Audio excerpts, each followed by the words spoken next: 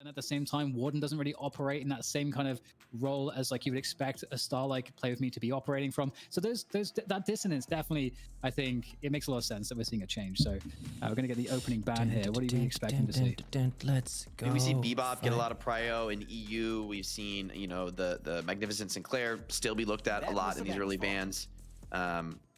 So I think something to be said, taking that away, just a lot of the X factor that Sinclair offers, the ability to get in and out of these engagements and like be incredibly hard to kill. When you come in for the fight super aggressive, you just TP out when it goes wrong, and having that instant TP that's pretty massive range if you place it down early before you enter is honestly, it's pretty annoying, like pretty hard to deal with. You need like a ton of lockdown to like full stun burst.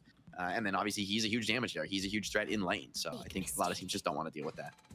I don't like this. I don't like this. I think VP kind of, sorry, not to what you're saying, Jake, to what we're saying. I know what you mean, the Vin ban. I wanted to see a Bebop or Kelvin, because that's exactly what consistently VP hit OneWin with, and that's where OneWin had a lot of success, was by playing Bebop to use this very strong oppressing power he can provide in lane to prevent you from really playing safe. And that's kind of like the bread and butter of how one would have playing things out. But taking the Vindicta away, maybe it's an indication of that they do want to go a kind of flyer themselves. And if Paravision, maybe they intend to pick Bebop, but I would definitely not let it go to the second round of it, or I would not let it get through the second round of bans, because it most certainly should be taken away. Yeah, it's just a strong laner. I think the Calico is also a really dominant opener. We've seen Calicos be really explosive. The gun is probably the best soul denying / last hitting weapon in the entire game, I think, right now, because the area of the shotgun is huge, high fire rate, just like all the ingredients. Barrage has also been consistently high power, but I agree with you. I'd expect to see, I was trying to post doesn't go here, I think OneWin are going to grab and then it just with their next two picks. It's just been such an effective mid laner, and winning that mid lane, snowballing from there has been, I think, a key factor recently in Deadlock. That being said, though, VP showed that like the Vindicta combo was really a huge threat with Bebop, and I wonder maybe teams aren't valuing it as much without the combo. We also know Krill be really great in NA, so I feel like there's a lot of picks teams are looking to have that mid lane dominance.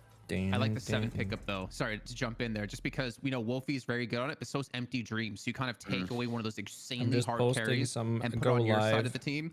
I feel like it's a very smart pick as well, but obviously you kind of have to let a Bebop get through at this point then.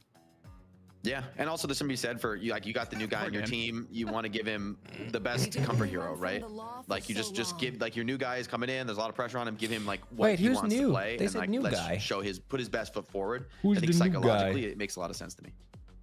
I'm curious where Abrams will be valued today as well, because I feel like Abrams, especially with VP was showing like the Mo and the Abrams to be like pretty high value compared to other teams. They also highly value 7 too, so I'm no surprise seeing that early. But yeah, I'm curious where Abrams will come in the draft. Fight Night. We also saw whoa, okay, that's super interesting. All right, I'm just gonna let you guys. Oh my god, early. That's so early for an Infernus pick. Infernus has not been like at the top of the prior list, or really even close to that for a while. Look at this now. guy, So man. OneWin having a read Fucking on Matt things Baller, shifting man. in He the looks meta. like he Maybe was they like the created in a matchup with the lab. 7, given that the burn can decrease spirit damage output, but it's not really it's a minor interaction. I don't think that's necessarily a game changer.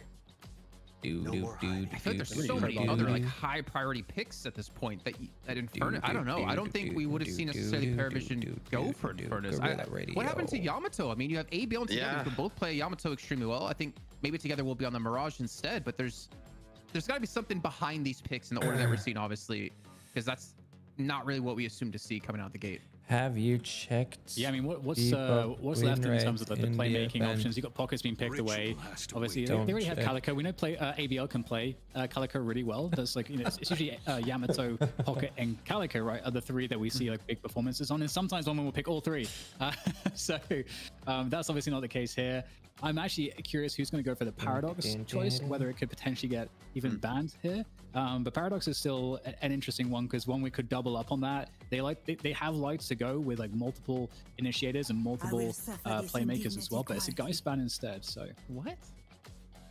I mean, I think Geist could have been scary for somebody like, like a lot of these heroes are aggressive, but they're relatively short range, and so somebody like a Geist can be super annoying for Calico. That you get your health swapped and get popped, despite the fact that you were winning the engagement. Infernus too, I think, doesn't have the most burst for a carry, right? Relies on taking people down. So somebody like Geist can anticipate the death timer and really try to punish.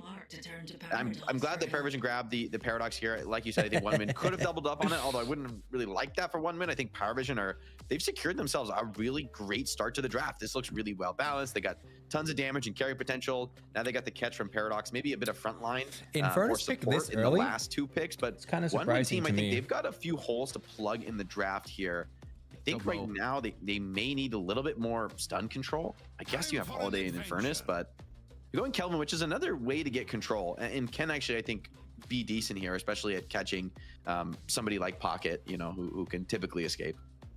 Yeah, given that Kelvin wasn't banned, usually I feel like we would see him be the one support that would get banned, and yeah, you get a nice option for sure to control the fights a bit better. I like that a lot. I would love to see like an Abrams coming in now or something remote. I think that's obviously where the draft has to go, or presumably would go for ParaVision. OneWin have showed though, okay, I like that pick too, because OneWin have showed that they actually aren't super interested necessarily in running any frontline.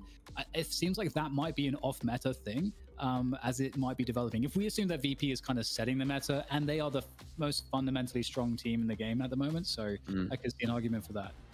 And there's something to be said for playstyle. Like some teams, I think, may not want to force as many early brawls around objectives and may want to play for a little bit more of a greedier late game. And from what OneWin have already, Shiv is really interesting there, especially with Infernus and Kelvin already on OneWin's team, where typically I think you would want to match this with something like a Kelvin. I'm also curious to see Kelvin's laning, because Kelvin's been banned out so much. I think Kelvin is actually a pretty sick +1 in almost any lane. I'm even thinking like something like an Infernus plus Kelvin, like Kelvin to slow them down, and then Infernus has ridiculous damage. You can consistently burn people. Maybe Kelvin can secure that consistency. The IV for ParaVision, just a bit of D push, I think, and earn running potential, like objective taking with the threat to steal that mid boss away. But the front line, it's like non-existent for ParaVision. Like Shiv is the only one that's like Shiv and then here. Mirage, but Mirage is like frontlining for 3 seconds and then you tornado out. I guess you could have the, you know, like look for Pocket to be, you know, the playmaker opening the game up for you. The Viscous is pretty interesting too here for OneWin, given that they already have a Kelvin. So this is going to be, I think, a Viscous that can build a little bit more aggressive, a little bit more damage dealing and fighting potential. And I will say, I think Viscous can punish sometimes somebody like a Shiv without like full support. Who needs to get in there, needs to get to close range to do max damage and can get rolled over, or you know, people can get saved by the cube from whether it's Pocket, Paradox, Shiv. Like a lot of these hard catches are basically countered by the cube if Viscous is nearby. Wouldn't that be I feel cool? like Viscous has been undervalued a lot in EU. I feel like that would be cool. And I think actually in NA too as well, because it does, the cube and everything does provide a lot of really good answers to so many things. And the laning. Laning's really strong, I think, from Viscous. Gives you a lot of options to control lanes. And the early laning is more important than it ever really was, because there's only 3 lanes now. So yeah, Kelvin, Viscous. This actually feels kind of nice for OneWin. I know that you guys said that at the beginning you liked ParaVision and what they were developing, but now we've completed the rosters. Are you leaning back towards OneWin? Where are we at? Who will win? Predict. I think for me, I think it comes down to Snowball for ParaVision. Like they have, I feel like a very strong early game. They have a lot of mobility with like Pocket and Ivy. And Yamato, Kelvin, Viscous. They do have that reset potential. Doesn't for Shiv every with team the that have they have people, they have Holiday and Calico, but I feel like every team that has Infernus loses. With Ivy trying to go for the earn turn-ins if you want to commit her ultimate to the fly. What do we think here, chat? Actually, and then, let's gamble for the biggest potential victory. Drag out fights with the Kelvin, with the Viscous, with the cube on top of that. The Yamato can, you know, shadow transform. I'm kind of looking like OneWin as more of like a late game team in ParaVision, looking for that early snowball. Otherwise, they could just kind of be run over with how squishy they can be. Yeah, I mean, I'm looking at this Infernus as a key point in the draft. Like, I think we were so surprised to see Infernus go early. I wouldn't have been so shocked to see, like, if the pick order were reversed and if Yamato went 3rd and then, you know, Infernus came in as like a 5th or a 6th pick. That would have felt a little bit more normal to me. So I'm really curious to see the early laning from Infernus. I think if Infernus gets off to a hot start, Deadlock doesn't get the love it deserves. Just wait. I think could potentially snowball into like a super big threat carry, and ParaVision I don't think have the best answers for it. So I think for me, Infernus is going to be the litmus test of the game, how much he's able to dominate early and how much of a farm snowball he's able to get going. Oh, and as we have a pause before you go, Jake, what do you make of the early laning? Because that's going to be a huge focus right now, obviously, and now we can see how they're all calibrated. What do you think the next big patch is going to be about? Matchups? I'm curious to see. I mean, the early lane looks a little scary. I mean, a lot of people are asking like for more Holiday, where items. you have enormous damage in this lane, and but then sustain is not so great. I mean, we need more heroes at some really point. The key pressure. It's a lot of like skill-based playmaking in the mid lane, and so I think it could be explosive. One where it's definitely gonna be explosive. It's just a question of like who gets off to the hot start. We definitely need more heroes. Because honestly, I think the 4 heroes in this mid lane, they're gonna fight. Point. I'm glad they kind of figured out how to do the map though, at least to that side. Because I think map changes are like the early shape hard to... this game is taking. It's so weird because I feel like Jake and I look at it kind of differently because I'm not really looking at, oh my god, okay, never mind. Xenon goes down immediately. I'm looking more towards like who needs to have strong games that's been struggling lately. Like I look at overseas when it comes to Holiday, and from recent memory, he hasn't had the strongest of Holiday games. I'm not going to ignore Flamble and Kelvin because it's just Kelvin. He's insanely good. Zanya going to be playing Yamato and then ABL and Calico. Like I'm kind of looking towards them to have like a decent start. I feel like one would kind of position themselves to do that, pairing up the Kelvin and the Yamato over in the left-hand lane to have that sustained. Is it too loud? Can keep applying pressure and keep diving through. On the other side, I look towards like Saf. I don't know. I'm kind of looking towards the extremities in terms of who. So who's really new? Didn't they say that they switched out a player or something, or was that wrong? Goes down, one team just cracks open the jungle for themselves to take as many souls as possible and really use it as a rotational path to start pulling some ganks. I do feel like from that point of view, ABL is pretty dangerous. I think Calico is so strong at once your team obviously has the map control, and the jungle's up. The amount of pressure that Calico can put onto the opposing team. I don't recognize Litz. I feel like I've seen him before, but if ABL gets into that kind of a position, I'm not sure. I'd be worried. Okay, let me do a Twitch. You might see a pairing with overseas with story as well. Lasso, just to guarantee those picks. So yeah, I feel like worried for Paravision if they. Oh my god, that's me. To be honest. That's a lot of burst there to commit for the jump here as well. ABL very low on health. A great melee comes through, but honestly, you have to imagine it's eventually going to fall. But it looks like the damage has been done though to keep TAS away. And if we're talking about who you got your money on, honestly, TAS, we cannot forget about how damn good he is on Paradox. I feel like he can go toe with Michaelis any day. One win, they have like a lot of DLC characters. I could see a lot of players overcommitting a little bit more there and just dying. Because that kill looks seeing so like juicy, you know, seeing Yamato, Calico, and Holiday in the same team is crazy, but it might be it could be overcooked. Going to be a better move. And with that said, you know, we get another pause.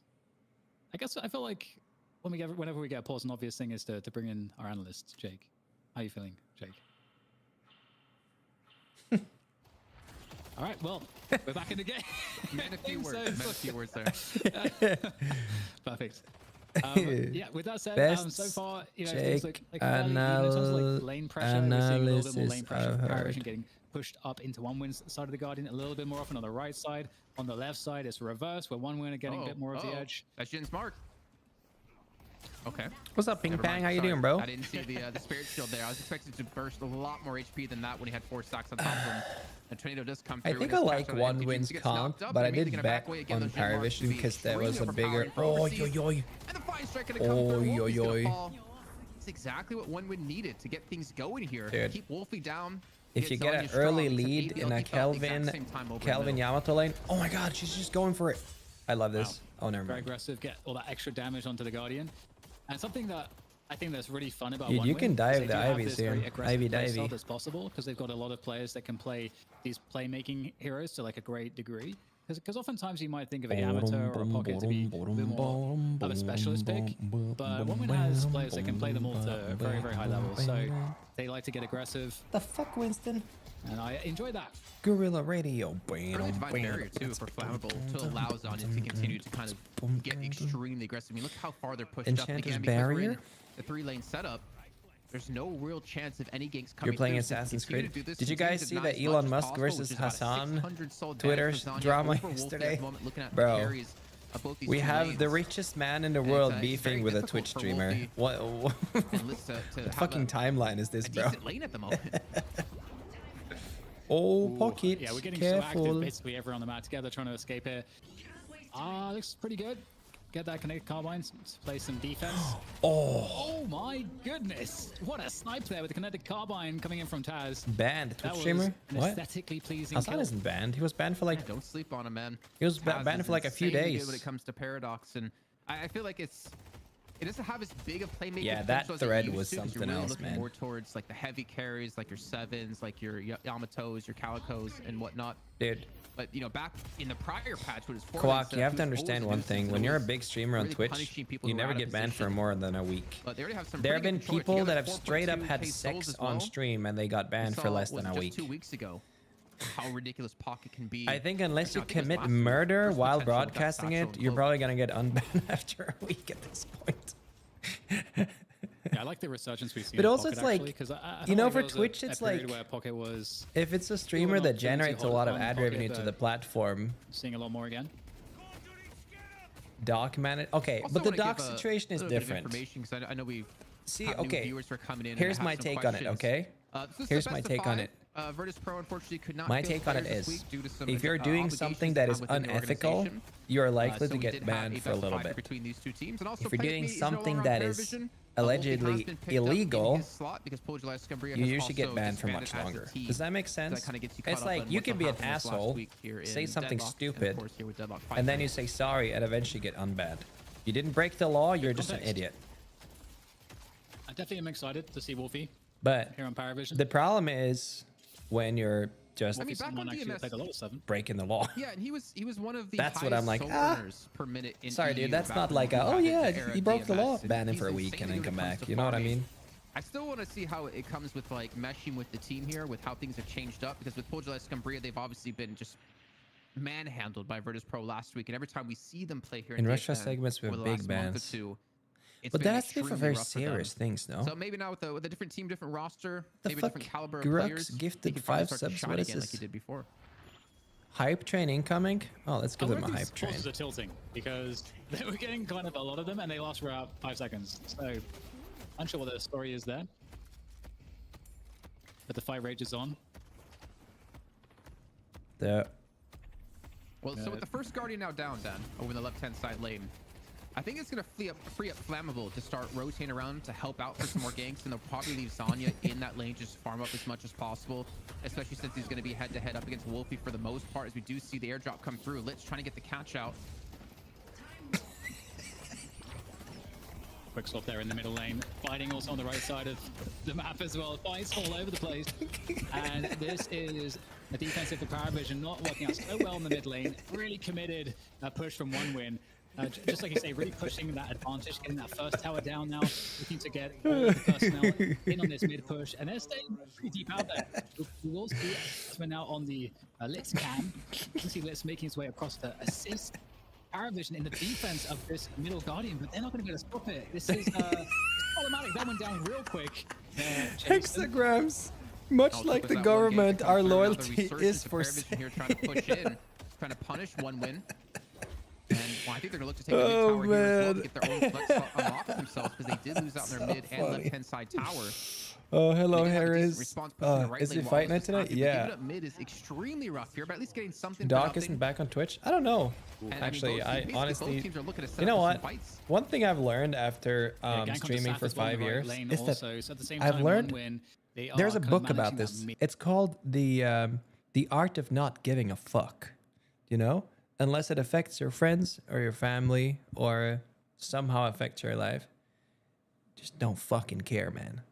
I'm just out here playing video games with my homies, trying to make the world a better place by making people smile, sing a little bit. That's it. That's all I need. I think as soon as they see together.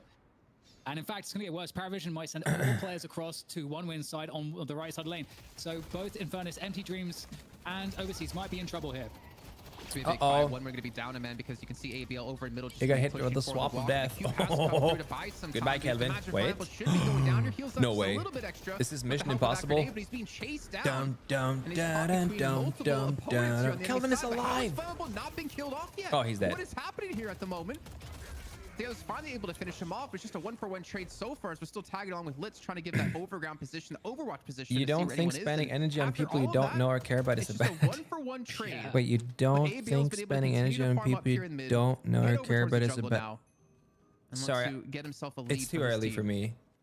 Yeah, and I think more so than APL is Zanya that's been really consistent on getting that farm going. Yeah, I on think the you Yamato, messed that one up a little. Also quite scary, but yeah, totally surprised also that all that fighting, all that action just for the kill exchange either side.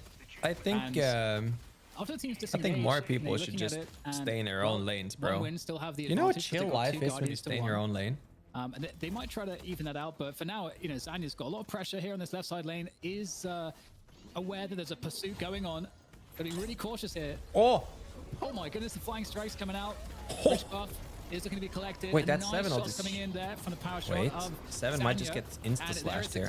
Yeah. Over the top. All that damage. Divine barrier. To try to stay alive. Thank you very much from Litz, but for providing that, but it's not going to be enough to survive. And the fight continues. Saf now the target of Zanya, and it's looking like a fantastic exchange for 1win. This is what I was mentioning before, right? Like, what is 1win going to bring to the table? You can't be streaming for a whole life. You need to find another way of living. I think Paravision are just falling into the trap. 1win, they're looking for these skirmishes inside the jungle. I truly believe that no one can really tell you what to do. If you want to stream your whole life, you can. We're up to 6K soul difference. You can make a living out of it. You probably could.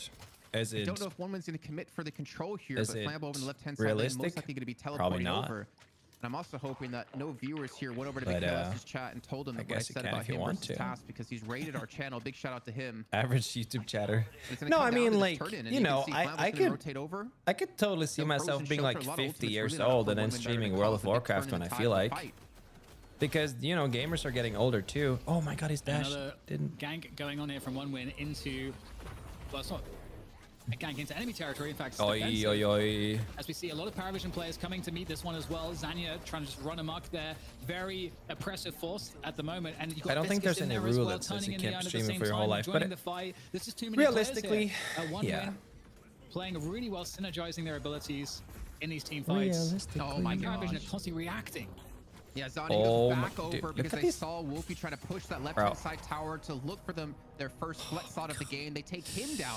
Was this about like 4 kills and the earn turn him? Yamato on 12K. GG. In this match. GG. And I feel like, Paravision kind of played right into the hand of what exactly 1win was trying to do. I saw this post about an 80-year-old playing Skyrim, and I was like, I want to do that too. Hey, I mean, yeah. Immediately after I mean, the way I see it, right? Like, kind of what we were talking about I'll stream for a decade, maybe. Then I've probably saved up enough money to retire if I want to. And then I can just defend your guardian, play World of Warcraft and go to the gym. Now you have to defend against all of the jungle invasions, and it just never lets up. That sounds nice. Unrelenting pressure. Hello, AV. Up to 13K now. Maybe you hit the nail on the head, I'd say. Elderly Homes LAN edition. Oh my god. Imagine.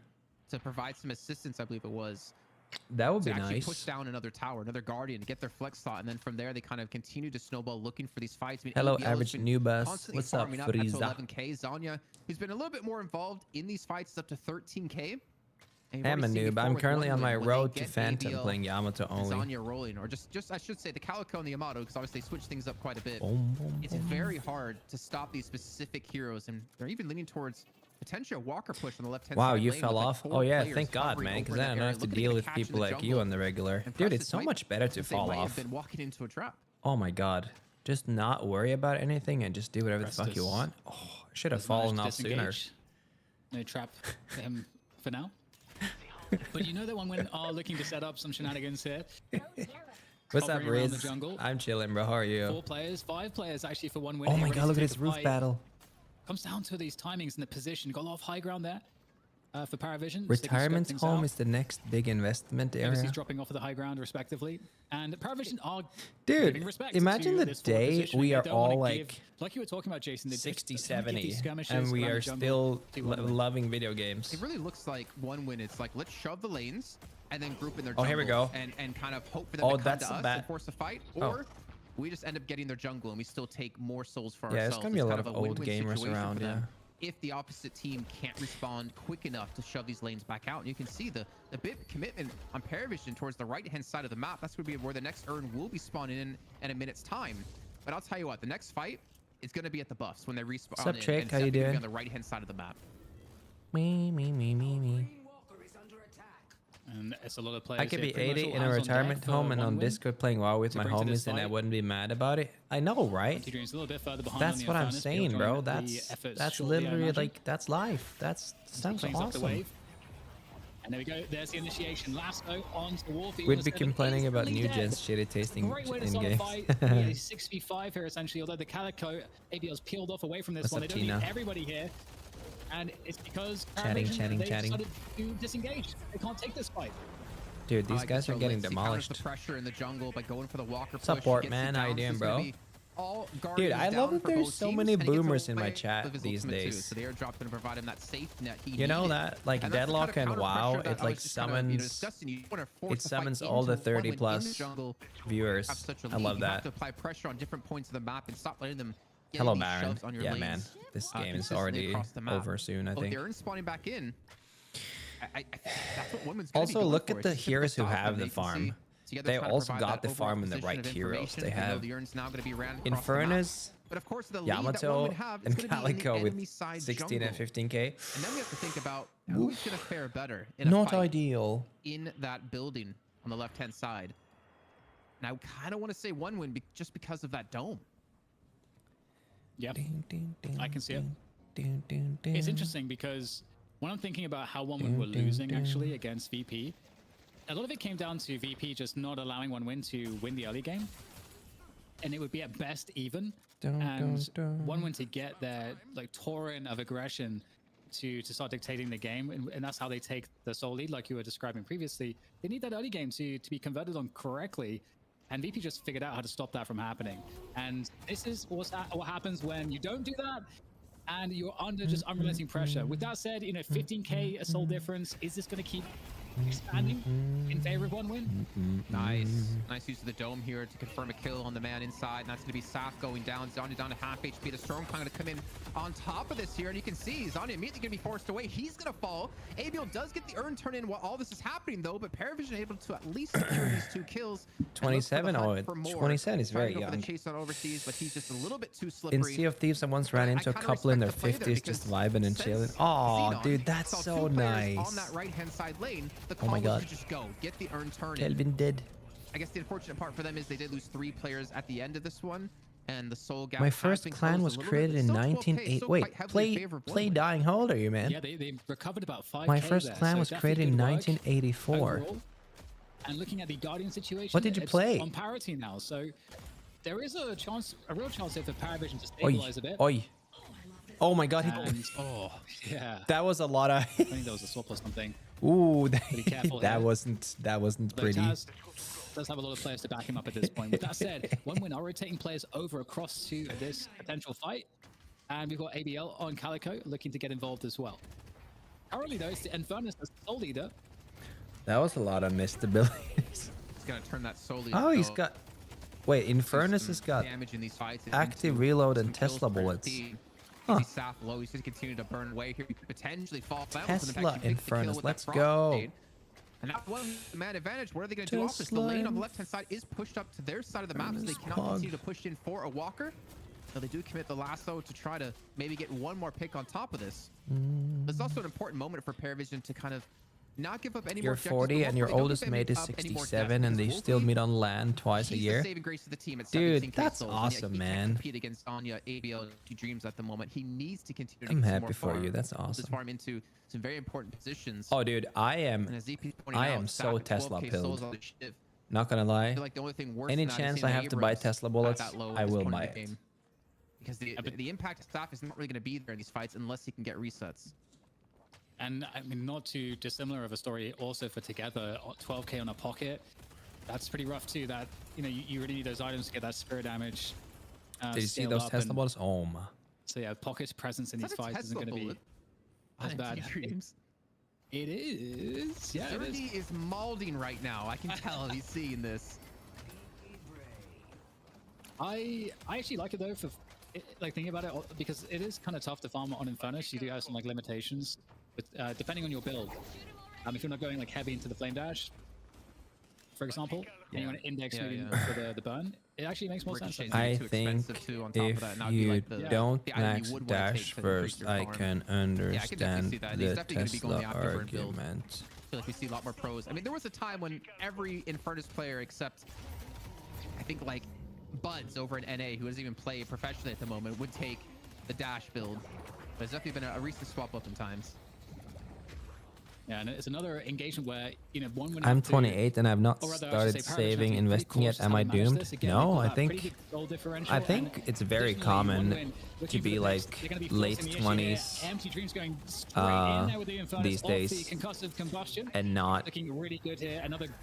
not having money saved up, to be honest, because property is very expensive. And unless you ever had like a stable job for many years, you know, I think it's very normal. Mid boss is going to be taken. It looks like the retreat and the call will be made to go for mid boss. So Paravish has to be extremely careful here. We've seen tasks go for steals in the past, and actually my guild leader from Lich King got married to guild member, and I still check on them. Oh, that's nice. They have 2 kids. Dude, stuff like that is so crazy. Like I've also like introduced people to each other, and then they get married and have multiple kids. Looking to go for the disengage here, but they are obviously open to getting picked off. You got a snowball of Paravision players just chasing them down. And that's why you buy Healbane. Thanks to Wolfie, and the rest should be decently safe. Taz doesn't have a paradoxical swap. He has down Zanya though. Zanya's very weak, 100 HP. Is it possible to get out of here? Not quite able to turn the corner in time. And that's a problem. And another isolated player here. One by one. The picks will go to Paravision as OneWin failed to disengage. So they have to be going mid, right? If they're not going to go left lane Walker to get another flex slot when they have the man advantage so heavily, it's got to be a mid. But they're not. Is there any heroes at the moment that don't buy Healbane? I mean, Zanya's down. He doesn't have Shadow Transformation up at all. Instead, they're going for the urn to try to turn around the souls. They were down, what was it, like 12 to 15k? I don't think you always buy it on now Infernus. That soul difference is going to be cut down to just 8 at the moment. I don't know. I'm guessing he has even it. more here in the next few minutes. He probably has it. I don't know. Crazy. This is actually what? Yeah, this is. We'll see what happens. They're going to go for it, and they mid boss. Might be a contest. Oh my god. No shelter available for flammables, so can't really delay this one. Oh my god. But everybody's starting to flood in now. To oh my god. Who's going to be able to pick this one up? Concussive combustion. Oh my god, they got it. Potentially trying to do as much damage as possible. Paravision secure it. And wow. They're in real trouble here. Not only have they conceded the rejuve, they are now conceding a lot of the fights. And the soul differential has finally equalized. And Paravision are in a position to now take over the game. They didn't lose a single player. I'm so confused because that looked like an NA mid boss for sure. That was like a 50-50 coin flip. It felt like at that point, considering we had no. Man said that looked like an NA mid boss. The response for OneWin, besides a pause here, was let's throw 3 players at mid boss, but also have ABL split push the Walker. I would almost like to have seen OneWin not commit for that fight and commit for the steal, and instead just kind of keep them there to allow ABL to go for this push to get that flex set unlocked. But they lose 3 players. They're most likely to lose a 4th because you can see Tass rotating in to help out Wolfie. And green item. Oh yeah, I love green items. This should be a heavy trade in favor of Paravision here. What's up, Def? With this How you doing? Well, with that said, I think this is a great moment to bring Jake back in if you're there, Jake. I'm here. With you and your thoughts. I mean, that's a huge tournament. Paravision was really greedy. Like you said, they didn't rush to the mid boss. They farmed up a little bit first. But I think they maybe were right that it was just forced from OneWin to try and get the just at a postdoc job interview. Nice. Set up to actually win a fight. And wait, is your dissertation done? A couple good fights from Deft, are you? Can you chill now? Turning things around with the storm cloud, and then taking the fight to OneWin. And honestly, the carry for Paravision has been a key part of their success, and now has a massive soul position. And I think this game is now slightly advantaged for Paravision with really the rejuve, hopefully securing some more farm for the team as they look to equalize that gap. And as I say that, I mean, the gap is gone. OneWin team gonna have to fight through this rejuve. You're defending it in 3 weeks. Because 7 is gonna get out of control pretty soon. All right, well, after all is said and done there, and there's still a lot of rejuve left here to farm, Jason. What's your interpretation of the win condition here for OneWin, or how is it that Paravision needs to proceed now? Viscous, but not as a support. You don't really see that very often. Usually oh boy. Well, I don't know if anyone can hear Jason. I can't. Jason was trying to speak, but nothing happened today. BDK, don't worry. I'm here. They're watching a rundown on this holiday who's in real trouble under the Walker. Afflicted, needs just a tiny bit of damage fallout, but seems like the whole team is going to fight it out. And this is a nice choice here. You know, PowerVision go for the left side push, and one would chase them down. Not afraid to take this fight. The rejuve's up, obviously, under the shelter though. Oh my god, he's burning so many. Oh my god. On some of these kills, you got like empty juice trying to escape here, just getting absolutely pummeled. Who comes in at the last possible second? Is that gonna There's be enough no here? way he Keeps survives, MTG right? still up. This is crazy right now. One win. So many players so low. Dude, 7 final what is falls. going ABL on? has to disengage Everyone from is the so fight. low. No HP. Can't get out of there. Goes down as well. You still have Empty Dreams, who's barely able to survive here. Flammable gets taken out, and it doesn't really look good at all here for one when they've got very little to work with. Overseas finally falls as well. What? Just 2 players left against 3 of PowerVision. What the Again, they've got those fuck rejuves. is They're going this to be back team into the fight? fight very quickly here as one win are still fighting. This just is a testament to how much recovery both an Infernus and a Yamato can Infernus have in a fight is like still this. Protracted, still going, and one win down to the last man, and already we've got players respawning for PowerVision as this fight continues. Holy pause, champ. Legend moment. Why does he keep... But I mean, the bloodbath, it's use of the rejuve. All right, you're back, Jason. Good luck. Yeah, they're just trying to help me out. They're like, all right, well, we're here and Jason's having some internet problems. Let's pause and see if we can catch up. I kind of missed what happened there. I was just trying to get, I guess, fix my mic settings, but ridiculous to see that One was still able to trade out. They traded out, but it's all rejuve respawns for PowerVision, so they're going to come back and get a free walker, maybe 2. I mean, it's not just the one thing when you're trading against a team as rejuve, you're also losing map pressure. It's good value. Not to mention now they have a 10k lead here, 12k lead as it's going to look to grow a little bit, but the respawn's back in for one win. So you asked me the question, I guess. When they have the rejuve buff there, the creeps are pushing every lane to continue their dominance, and I think you kind of see it right there as well. But obviously, it kind of is a testament to how strong Win kind of still are, because PowerVision had to bank on their rejuvenators to come out in the end, winning that fight and getting those walkers down. Yeah, now that rejuves are gone, I'm curious what things will look like for one win. Now that PowerVision, the fights are going to be 7 is on 31k. I mean, we saw it there. You know, if you remove the rejuve out of the equation, but I mean, Infernus is pretty good against 7 ults. Just really overwhelm and just crush these team fights off of opening picks. That's going to be a lot harder to do now, and especially, you know, as we're seeing more power and tankiness from both the pocket and the shiv. Okay, both Prestus and Wolfie on the 7 and the Mirage are doing pretty well on the farm, but you still need that front line. I still need that. You think he's going to drop it and then dome and then pick it up again? Let's see if he does that. Forward here. That's gonna be... No, he's just cubed. That also works. Okay. It's a big fight around the urn there. Go for it. And it looks like PowerVision are going to be trying to chase this one down, but one win disengaging. You think mid is too strong? Again, there's way more cautious, I think, on no, I don't think it's too strong. I think it needs to be strong. From both ABL it's supposed to be a very important map objective. Really nice opening picks. If you see in Dota tournaments and League tournaments, you'll notice that Baron and Roshan. By the way, guys, did you guys want to know a fun fact? Maybe not all of you know this, but do you guys know that the League boss is called Baron Neshor, right? Do you guys know what Neshor is backwards? It's Roshan. Farming up some of the sinner sacrifices. It's the boss in Dota. And that's how you can end the eternal feud on who came first between Dota and League. Neshor is literally Roshan backwards. Getting that pressure in once again, all as a unit. Both teams now meeting. Den cube used though a lot of the defensive utility. Coming in, we're having Jason a little bit of internet. Everyone has got E-shifts and cubes and pocket dude deep here. I think got a pretty big connection there. Oh boy. It looks like a couple on the affliction. Ultimate's being used. 7 There's no feud. Everyone away off the back line. That's easy to say, but you'd be surprised, bro. You would be surprised. Big picks coming in though. Okay, 2 players coming down. Dude, I used to stream Dota. People come in and they're going, "What the fuck is this League clone, bro?" And I'm like, 2 players down for both sides. getting caught in the back. Now Zanya falling as well. Dude, I forgot to remember. I appreciate that you're typing this, but you realize you're talking to someone who's played Dota since it was a Warcraft 3 mod. And they've got a really push I am aware. Right lane, and they are looking to push the mid lane as well. They could potentially get a lot of value here, Jake. They might be able to get a patron drop here. I mean, I also competed in Heroes of New Earth for this fight. Like, he is a huge threat, and I think he might just run past these Guardians and try and take a shrine. You're absolutely right. Wolfie, and let's not forget, Wolfie, a new addition to the team, slotting right in so far. Yeah, looking great, and I do think they're going to get a patron drop if that's what they want. Holiday can't even come out of the base for risk of being staggered.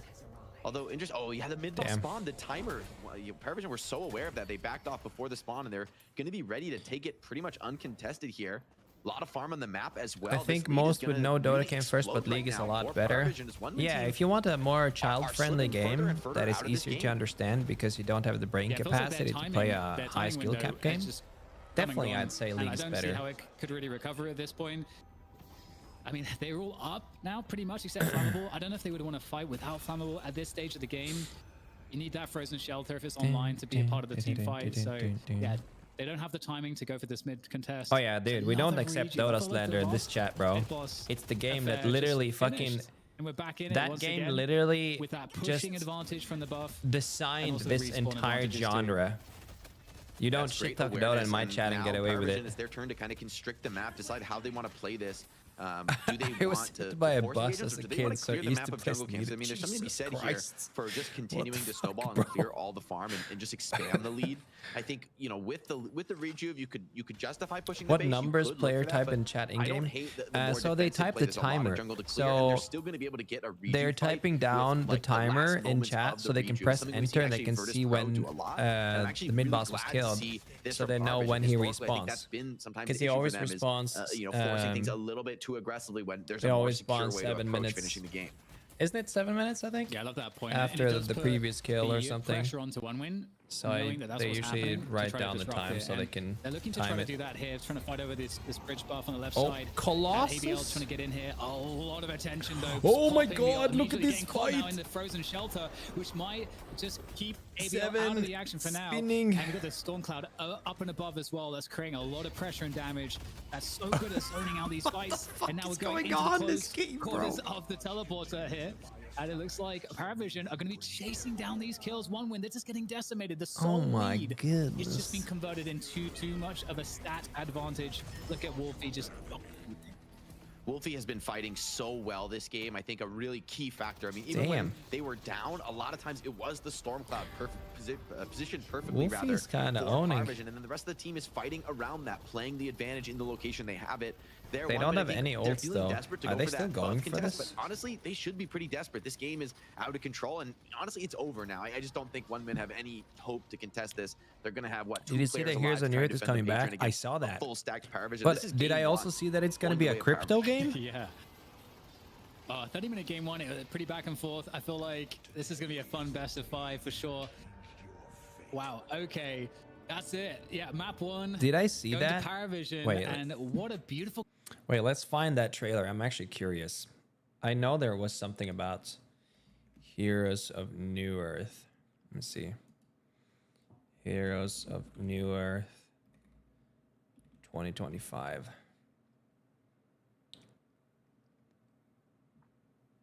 Here we go. In 2010, S2 Games released Heroes of New Earth. Guys, want to know a fun fact about S2 Games? I was talking to ZP about this the other day. So I used to compete in Heroes of New Earth, right? And then I heard that S2 Games was somehow funded by the porn industry. Because I think S2 Games, when they had like corporate parties, there was like a bunch of porn stars there. I thought that was fucking hilarious. I'm not exactly 100% sure. I feel like it's something I should Google, but on my other monitor, so I don't do anything. Wait, let me see. S2 Games Adults. How do I even... Let me see.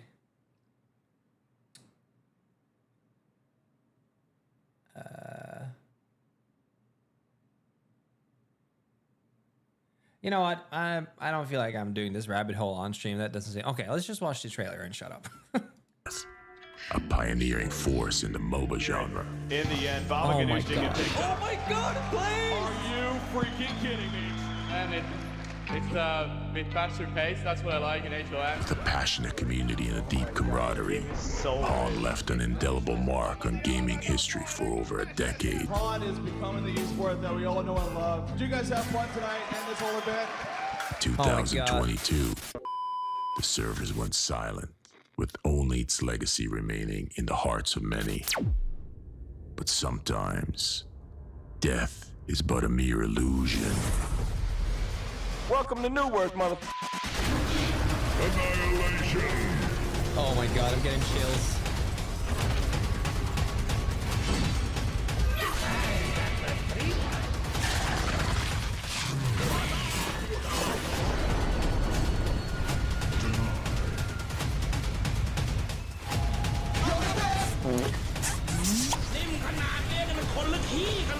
No shame in dying to hero.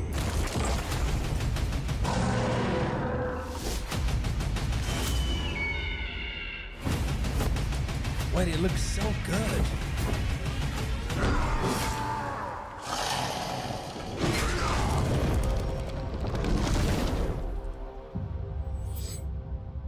See, I heard about this trailer and I was like,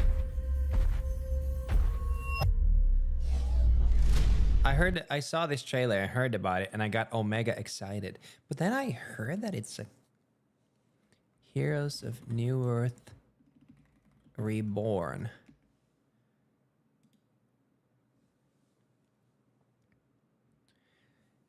The modern version of Han aims to blend nostalgia for old players with significant updates for new audiences. Lightning fast gameplay, revamped audio, faced the mighty Phoenix, new mechanics. All of this seems cool. Roll queue, ew.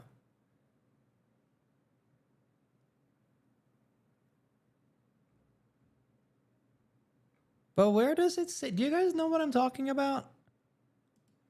Wasn't there crypto?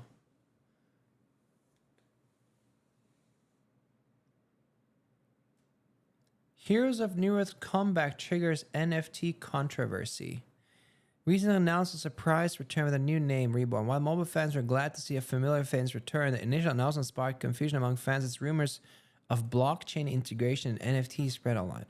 Despite speculations, iGames, the platform hosting Han Reborn, firmly denied any connections to Web3 technologies. The company clarified that it has zero connection whatsoever to Web3. However, some players remain skeptical due to the platform's economic structure. iGames features a fiat wallet system and G-coins. These two mechanics will be combined with game-specific tokens that allow developers to create in-game economies. The structure resembles how many blockchain games operate, where players' tokens like Ronin fuel game ecosystems, and the platform also allows players to fund projects through the Genesis program. This draws similarities to Web3 crowdfunding solution. But I'm a little bit confused because isn't that what every game with skins is? Like, I'm trying to understand how that's we're waiting for the next map. I'm just trying to understand how is that different from like every game with microtransaction. Where do you draw the line? Because if it's just so I just want to clarify. I played a lot of the original Heroes of New Earth, and I actually think I'm gonna be playing the game when it comes out. I am genuinely curious to what it feels like because Han to me was like one of my favorite MOBAs. I don't know how many of you guys played Han, but it was essentially the first Dota 1 clone because Dota 2 didn't come out for a long time as a standalone game. And for the longest time, Heroes of New Earth was like the most identical Dota clone. They had some really cool heroes, really like fun, fast-paced gameplay, and the animations were also pretty sick. But yeah. So I'm kind of curious to where this goes because the game got shut down in 2022. So we'll kind of have to just see.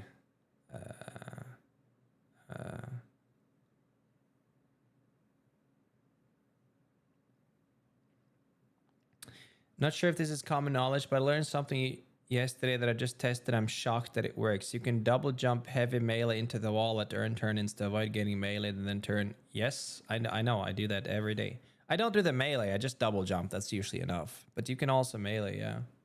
The melee is a little bit more risky, but the double jump is fine. Hello, Moss. We're chilling. We're just watching Fight Night and reading about Heroes of New Earth. Dude. How many of you guys played Han before?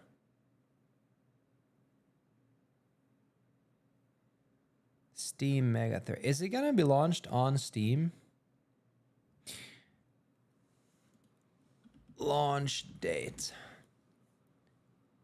Winter. We're planning to launch closed beta of Han Reborn this summer. Open beta. Oh my god.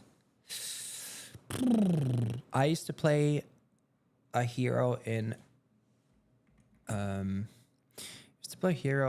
called Amun-Ra. Amun-Ra. This guy. Hero Spotlight. 13 years ago, bro. Has it really been that long? Oh my god.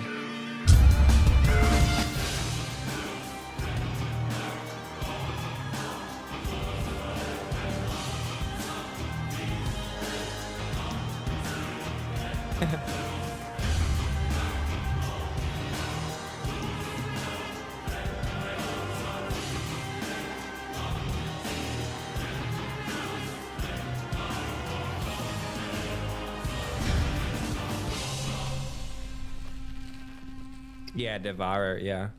I'm definitely gonna play it. Of New Earth, and welcome to our hero spotlight on Amun-Ra, an explosive, aggressively played melee caster that laughs in the face of death and may be reborn from his ashes. Dude, this guy was a blast. Ra's first ability gives him vast mobility and damage output at a potentially severe cost. By spending 20% of his max HP, he creates a path of flames 600 units in front of himself, where a meteor lands, stunning and damaging those affected for 1 second. Ra regains 5% of his max health. Oh my god, this is so nostalgia for me. He also regains another 5% of his health by hitting himself with it. How many of this you... skill can be used effectively to escape from How many of you played Deadwood? Wait, we gotta look at Deadwood. Okay, so Deadwood was like the kinda the Dota 2 version of like Han version of Tiny. But Deadwood, he's a big old tree, and his ult is just that he smacks you in the face doing physical damage, and it looks so satisfying. Let me see this. An old frag montage. Let's go. Yeah. Dude.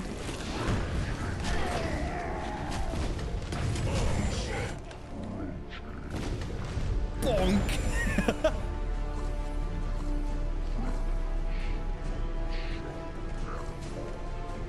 Oh my god.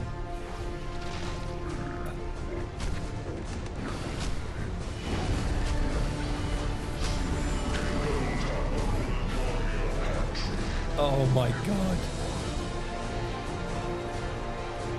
Hold him. Smack him.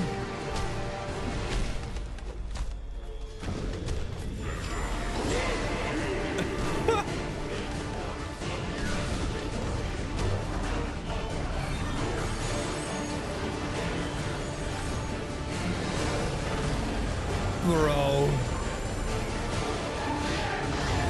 Oh my. Smackdown.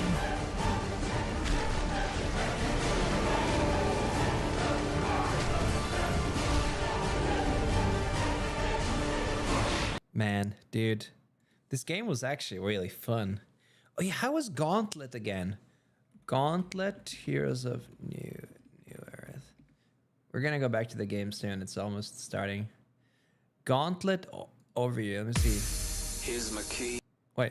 Oh, it's playing Infinity? Philosophy. That's funny. A freak like me just means infinity.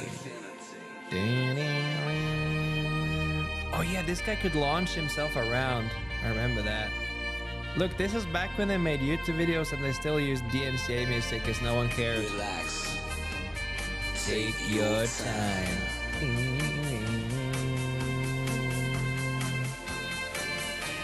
You take your time to trust in me, and you will find infinity.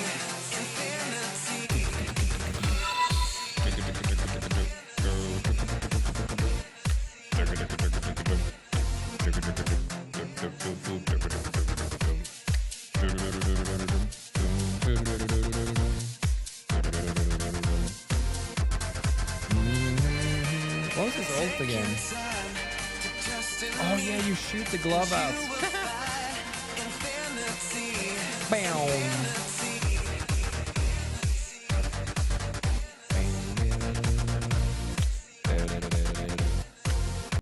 Damn. Yeah, the graphics were like, but yeah, no, man. We'll definitely play the game when it comes out. We'll see how it goes. For that, but the souls they were so far behind got completely collapsed on and allowed them to really bounce back into the game. Well, we're gonna get ZP to bounce back into the broadcast. This is his first appearance so far today. ZP, Jason just made a nice little recap there of some of those big team fights that turned the last match. I know you're watching that one as well. As we go into the draft, what are some of the things that you want to see here? Look, I think if you're one win, you don't change really anything at all. You just execute better, for lack of a better term. Because you think about how that last map really progressed. One win had put themselves in position to win the game, and by all rights, probably should have. Especially when you get your key heroes like your Amato, your Calico, and your Infernus especially, like 10k souls over the other team. Paravision played incredibly well, got pickoffs that arguably they shouldn't have gotten, and then it got a mid-boss attempt that one win basically threw the game over, right? But from a strategy and macro perspective, there's a whole genre of music I discovered because of original WoW PvP compilations. Same thing again, oh yeah. You would blow that big of a lead if you were able to generate it one more time. Pretty darn low. So I think this is one of those cases where you take a deep breath if you're one win, you calm down, and you go back to a game plan that probably should have worked in the first place. Well, I'm going to fight you on this one a little bit, ZP. Not physically, but the mental battle between our minds. Well, you lose the former. That is true. That is true. I've seen you with a couple Dark Souls in you, and you can get very feisty. But I look at, like, you're talking about, like, ZP looks so happy. A really good early game. They had really good control. I think, though. Did you ever play Tribal Wars? I don't think so. That fire for them was the Kelvin Yamato lane, because they were allowed yeah, Mas, my voice is doing pretty good. Divine barriers well picked up for Kelvin for like Flammable 90%, to allow them I'd say. to go for these dives. Just gotta be they careful. Take that tower down, then they start to rotate Flammable around the map where they look for more towers over towards middle they're able to take, and they're able to start grouping up in the jungle looking for those fights. If you're Paravision, if you can prevent that early tower from going down and that early dominance that we saw, at least in that left-hand side lane, I think OneWin doesn't have the same level of success that they eventually had. Are you there still, Jason? You're back. I don't know where I cut out there. Your camera froze. Draft-wise, Dan, this is interesting. We got the Sinclair coming in early here from OneWin. So Mirage first pick. Taking a very different tack than what we had before, especially with Paravision saying, okay, we're not going to deal with the Calico again, where ABL has been a gigantic threat. To me, I think this may mean OneWin prioritizes the Amato a little bit earlier than they did in the I'm looking forward game. to play World of Warcraft tonight, chat. Who's joining the World of Warcraft grind tonight? Oh shit, Lars. Wait, yo, Lars, thank you for the sub, bro. How are you, man? Sorry, I didn't see that. Yeah, this is really cool. I love how we're seeing the complexion change in the draft like immediately. Having the Sinclair there is interesting because Sinclair can do some of the split push shenanigans, kind of like Mirage does safely. Obviously doesn't have the global TP, but the TP goes pretty damn far. So Sinclair can offer that. The Hex as well into the fights for more CC and control in the fights is nice. It's very dominant in those early lane phases as well. So Sinclair adding a lot of value, I think, to OneWin's playstyle. And then obviously taking the 7-way, like you say, is a great move. And we're having the same story on the other end, because Holiday was a pick that OneWin had in the previous match. So we're going all topsy-turvy here. I mean, I'm looking at Sinclair really quickly for one win. They have a 33% win rate on it in DFN, and they did play it up against Virtus Pro last week, and Flammable went 0-10. Obviously, that was a extremely dominant performance out of Virtus Pro, to be perfectly honest with you. But I'm not necessarily 100% convinced by Sinclair anymore. I feel like how does matchmaking happen in Fight Night? To play around him. What does that mean? I still don't want to like underestimate and understate how strong a Sinclair can be when played well. But I'm looking towards Wolfie now. If we're talking about him being such a pivotal, you mean like what teams are playing in that last game? Obviously, TAS having ridiculous damage when it came to Paradox. What the is tournament is invite only. He's played 7-4 now 5 times in DFN, and he's also played Pocket. I believe it was 6 times, if I'm not mistaken. Yeah, 6 times, but he doesn't have the greatest win rates on it. So for Wolfie, I'm looking towards what flexibility does he have in his pool, because he's played Infernus 3 times, Haze 1 time, and Shiv 1 time outside of those 2 heroes. Has he grown as a player and depthened his pool to the point that he can be a threat like he was in that last game here in match 2? I mean, we'll see.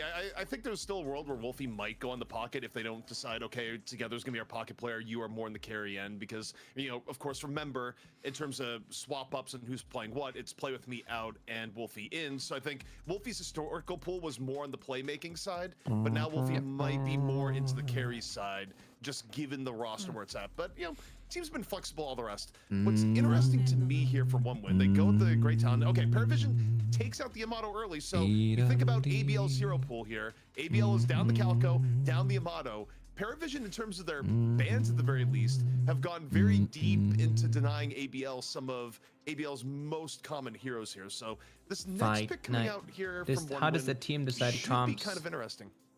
Give you the B-Bob. I want the B-Bob. ZP. Oh. Manifesting it. Oh no. Nope. It's just a snake draft. That makes sense. I wasn't sure whether they would prioritize it at this. It's just like on the 4th spot, because there's already the holiday on Paravision. First, each team bans one hero, then each team picks heroes, and then they ban heroes and they pick heroes. Paradox is a pretty high value pick, so there we go. In Valorant, you have full customization for team comps. Pretty dangerous one. But in Valorant, you can play the same hero on both teams. I would hope to see that Overseas isn't on that for Paravision's sake, but so there's no pick and bans because you can play mirror comps. It worked out pretty well for them last time. Adding the Kelvin, I feel like would only make it potentially stronger. Dude, I haven't played Valorant in so long, but I think you can play mirrors, right? Yeah, you can. The Shelter has even more utility, especially against like a great Talon too. So I would love a Kelvin pick here. Let me ask you a question, CP. If you're a team picking Indo Sinclair, do you think they actively think about like what ultimates we're potentially going to give him, or do you think it's just we're going to play how we want to play and not really take that into account? I think for some heroes they might. Like, I don't think picking a Warden, well, no one picks Warden at all right now, really. But if he was being picked actively, like picking a Warden versus Sinclair, for example, is kind of one of the quintessential examples of this is bad because he's going to use his ultimate against you in a way that's like... Do you order coffee every day? Yeah, so pretty much. That's pretty rough. But right now, in this case, I don't think they're really considering the Sinclair as you think buyback mechanics will be introduced here? I don't think so, because they added the 20 seconds reduction to the spawn timer when the patron drops. So they will go Ivy in turn. I feel like that's the they're one of the teams that still equivalent will run a support no matter what. But one win, if they do want to run a support, they get the free choice of Kelvin here. And they Let's go. Dan, you got what you wanted. Let's go. Yeah, I mean, Paravision probably finishes out with the Kelvin here, I have to guess, but maybe they go the Ivy or the Kelvin, which would be interesting. I think Kelvin. It is curious because I don't know. I mean, Lash is not a popular choice in EU, so that's pretty cool to see. I don't know if that's to like deal with, let's say, the Talon, you know, in the air, be a bit more anti-air. Got the 7-0 as well, but obviously the B-ball can hook you out of your, you know, your airborne status. So it's a pretty nice like series of counters that we have for either side. This comp's super interesting to me now for Paravision. I think going back to what I asked you before, ZP, I think Lash is one of those specific heroes that it has to make you almost like rethink things sometimes, because it affects your teammates like so heavily. Like obviously Frozen Shelter is one of those things as well, but like having all of a sudden so Bebop, which is probably getting a knockdown here, placement is really difficult to kind of play around for Paravision. So I'm kind of curious how are they going to deal with Sinclair. But yeah, we've seen Lash so much more when it came to NA, thinking of like low main having a really dominant performance on it. I believe it was 2 weeks ago. But to see it played in EU, it's had some time. I think was it Sunny Sunny Drive that played it last with Paul July.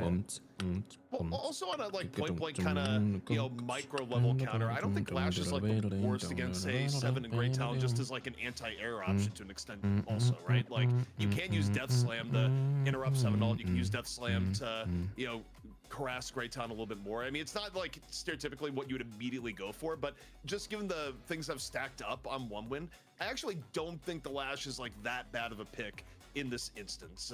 Whether it pans out that way over the course of the game, we'll see, but Can I ask a question?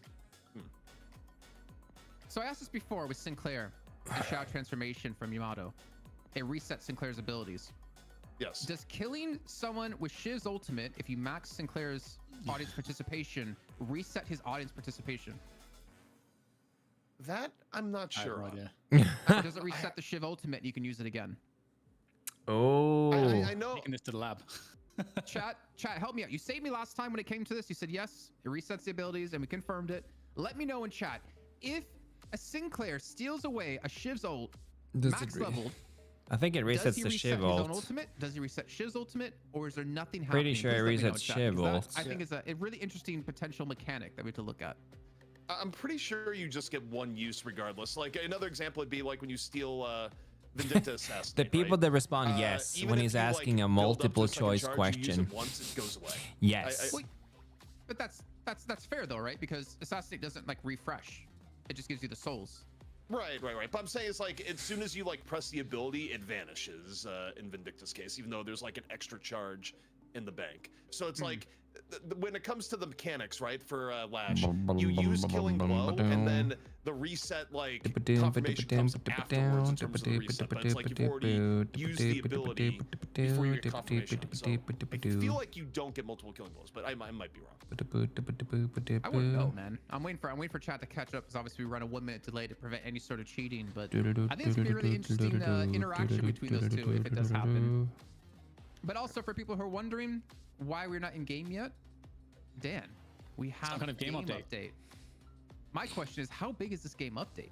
Yeah, it's like we're going to 1 lane now. It's just mid only. Wait, it does reset audience participation when maxed. Huh? It does reset it. People are saying yes, it does reset your ultimate for Sinclair. That's interesting. If you steal a Shiv ult, kill someone's low HP, then you can steal someone else's ult. That's pretty awesome. I want to see it. I want to see it. That is interesting. I don't see all the patches just yet. I'm trying to figure out what it is so we can kind of get that information to you guys. They did push that like tiny patch last week, which I don't think we talked about, which improved like the sprint speed for everyone by like 0.5. That was like the entire patch last week. I'm opening my Reddits to go see if there's any news about it. Yeah, I'm sure it's just it's smaller like hot fixes or something like that. Because normally there'd be, I don't know, do they normally try to push big patches out on a Wednesday? What? They completely changed Haze? Historically, they would not do a big patch on Wednesday, but it's been changed up over time here and there. Oh, you trying to troll, Jason? Did we? Yeah, I was trying to troll, but I thought my mic went out again because ZP just completely ignored it. Oh no, I mean I just figured it was troll to begin with. Like I actually just was not. I was just like, well, like if I see confirmation, yes, but otherwise I just assume you are messing with us. And in this case, you read like a book, Jason. Yeah, that would have been a good one. He actually had me hook, line, and sinker. I was like, whoa, what about Haze? What happened to Haze? Jason always does this. April 1st is coming up. That is true, actually. I don't want to spoil anything, but I think we've been trying to work on something for April Fools.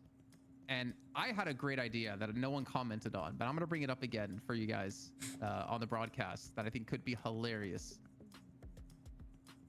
I'm going to go type it. No, you've whispered it. We've heard nothing. I said I'm going to go type it. And I don't want to spoil that, but I feel like that could be fun. What I just typed in our Discord channel. I mean, we already had the sub goal for you shaving your head. You know that yeah, goes was a 1-day further. thing. That was a 1-day thing. A 1-day thing. 1,000 subs. Yeah, come on. Audience participation has an instant cooldown if Sinclair kills an enemy with Shiv's Killing Blow tier 3, according to the wiki. Okay. Nice. Very cool. Very interesting. Sub Glitch. Glitch. Also interesting, ZP. How you doing? NA matches. You didn't get to talk about it earlier on as we were discussing it. I mentioned seeing Hydration come back stronger with Rocker and left him back on the team. B&B, man, they got completely walked over when it came to last week. What's your thoughts on what's potentially coming up here for them in the NA portion of the show? I mean, I think B&B will come back stronger. Oh, sorry. Hey, anytime you have a matchup we had last week in NA, it's kind of a mix of circumstances, whereas both Hydronation playing out of their minds, where they've kind of dialed in how to play the 3-lane map. Because if you think back, Hydronation did look lost on going the 3 lanes.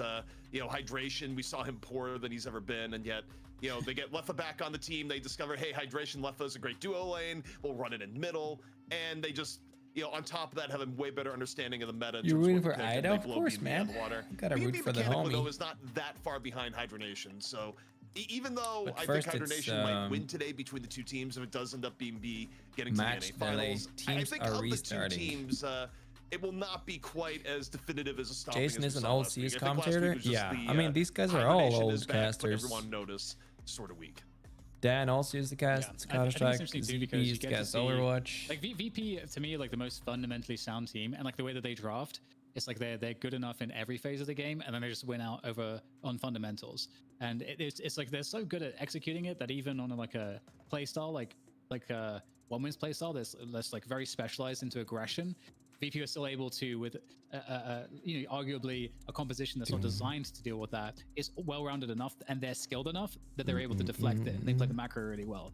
So I feel like VP really is showing teams, at least, if you don't know what to do, you can kind of model it around the fundamentals they show and how they sort of like set up their comps right now as well, because they're good at every point of the game, I feel like. So for those wondering what is going on right now, and I'm not sure if Jason was muted or there a second, or the internet team. Okay.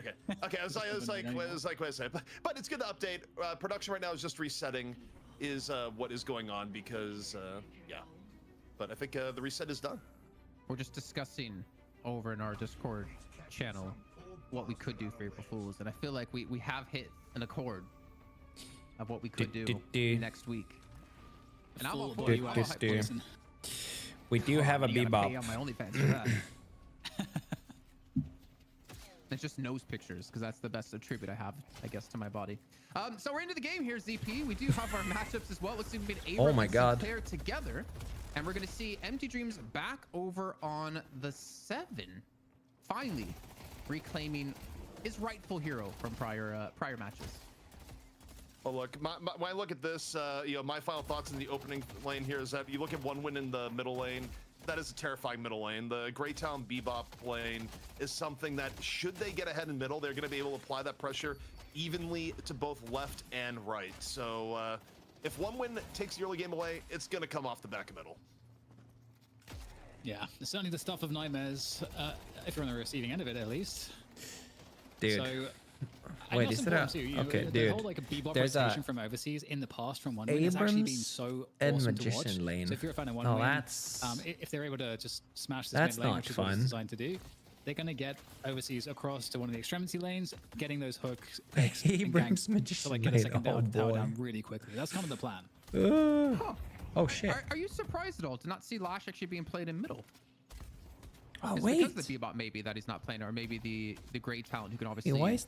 Why no Lash in the middle? The power shot.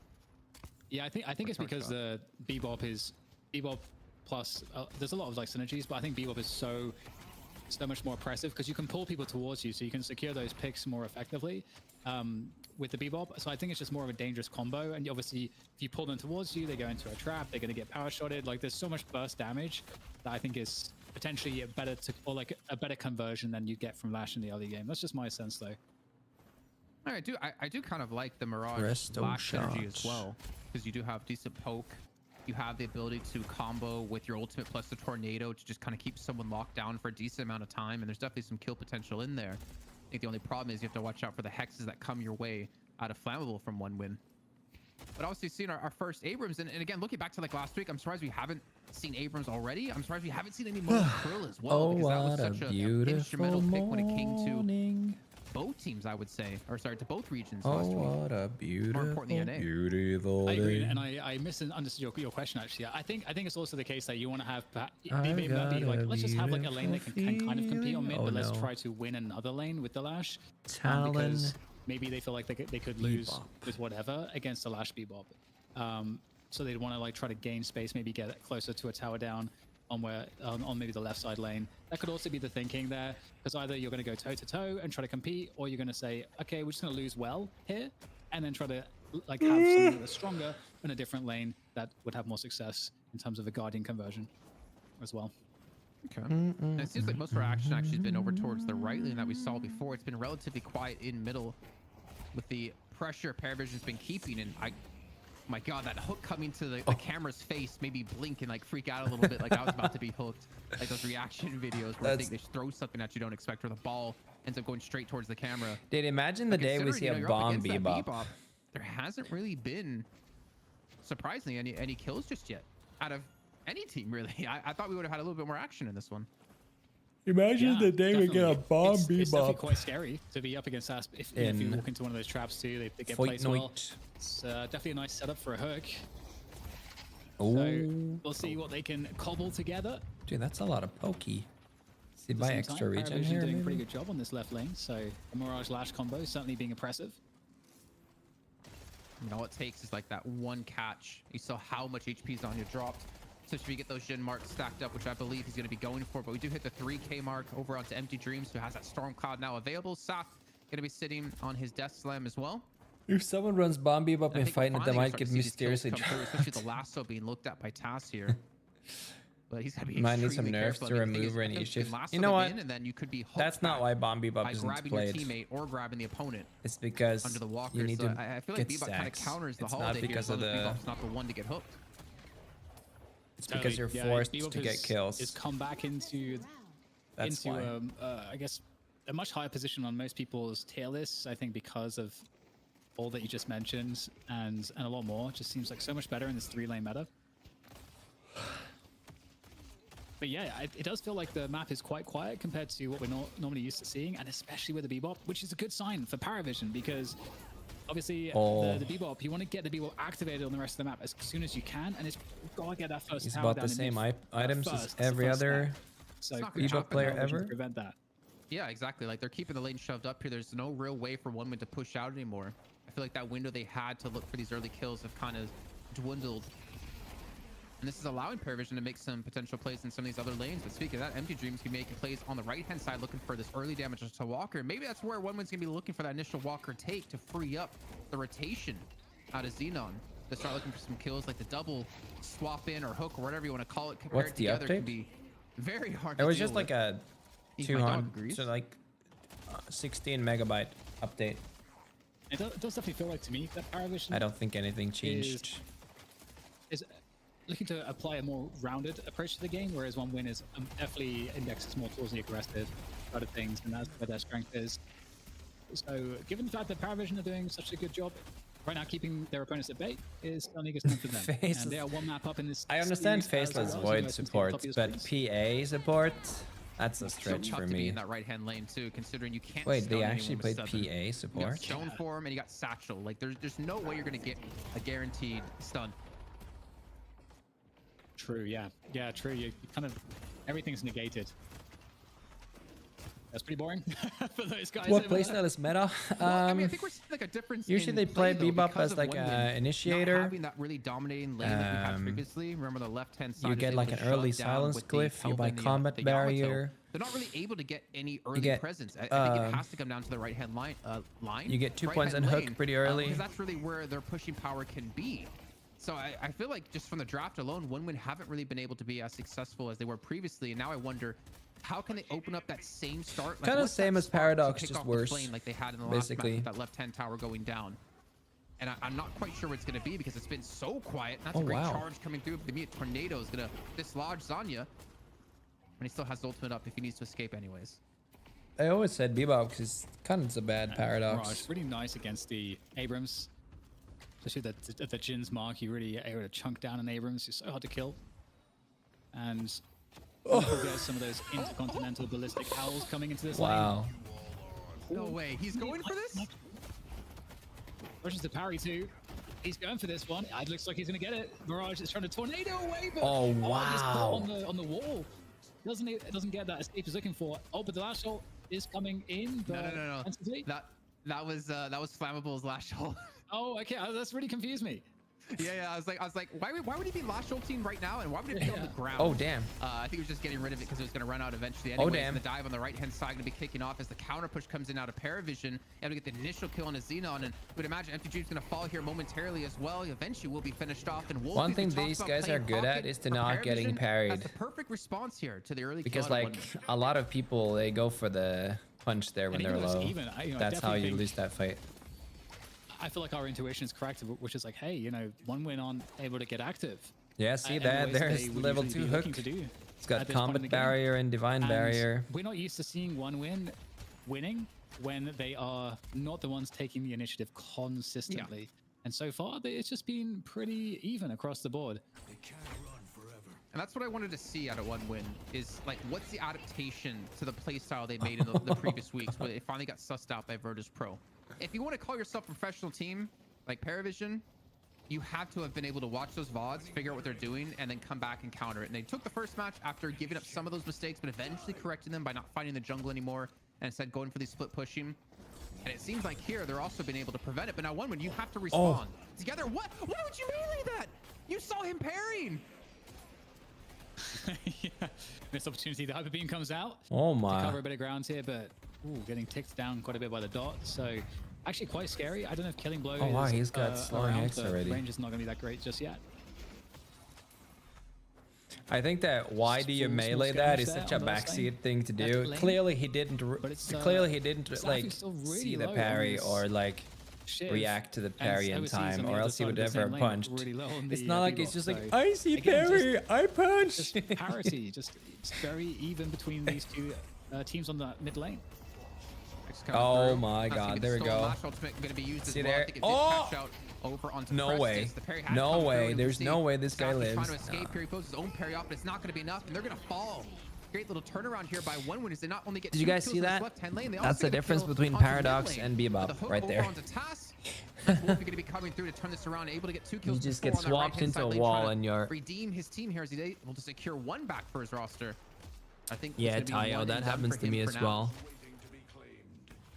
Yeah, so a slower game. Is Deadlock already like Dota? Cred a little bit, not complete. There's no hard support. Or Guardians, Jason, which is really those are the 2 big things, especially the Guardians that we're looking to see. Because usually a team's going to convert. There's no hard support because people get shared gold. Allows them to get Guardian in this game. In Dota, sometimes the supports have like is this a 1/10 of the net worth of the carry. So Prestis now going to be in the right-hand lane, and Wolfgang in the left-hand lane. Dude, looks like they just light melee so much nowadays. Came through, but ABL able to secure this one. We did see Zanya going to rotate over towards the mid lane to look for a kill off of this. You're a suicide support. I don't know, I'm kind of thrown off to see these like early rotations ganks happen because we haven't had a single Guardian go down, but with the Urn spawning in 11 minutes in, it's like, okay, it's go time. We know the Urn wants to be turned in. One win heavily leaning towards that was Xenon going to be leading the charge, and I don't see Paravision actually looking to take it or to contest it really. They're instead going to focus on a Guardian here, Dan. Yeah, and there's definitely interesting fight potential there around that Urn drop off because one winner in a spot to try to deal with it. They try to go for it. One overseas gets taken out, and they just didn't really have enough players. We get TP across as well. Reinforce it from Paravision, so they get the Urn. That's beautiful for Paravision. Delivered the Urn to them, Dan. They get the kill and then they turn in the Urn. So any advantage that one win just had with those 3 kills they had just a few minutes ago, completely out the window. 3K lead now for Paravision. I wonder how many. No Guardian. Sorry, the you know, the previous lane from this, so they actually previous to that push and get it meta, down. everybody was buying Resto Locket. Really no, everybody's buying Divine Barrier. Converting again onto Zanya and trying to just chase down this extra kill. And this could likely be another Guardian going to Paravision. As Lash ult coming on through. And Fireball's going to get taken down. And it's all, I mean, I don't know that you can defend this at all. Overseas is going to take the high ground position. Yeah, do it. Okay, oh, huge. Okay, cancels the hyper beam straight away because the Guardian goes down and he's in a 1v3. So they could just charge him out. Another impactful Bebop it's play. looking like the shoe's on the other foot. You know, one win, other ones on the other recipients of massive map pressure and ganks across the map as their Guardians are down early here.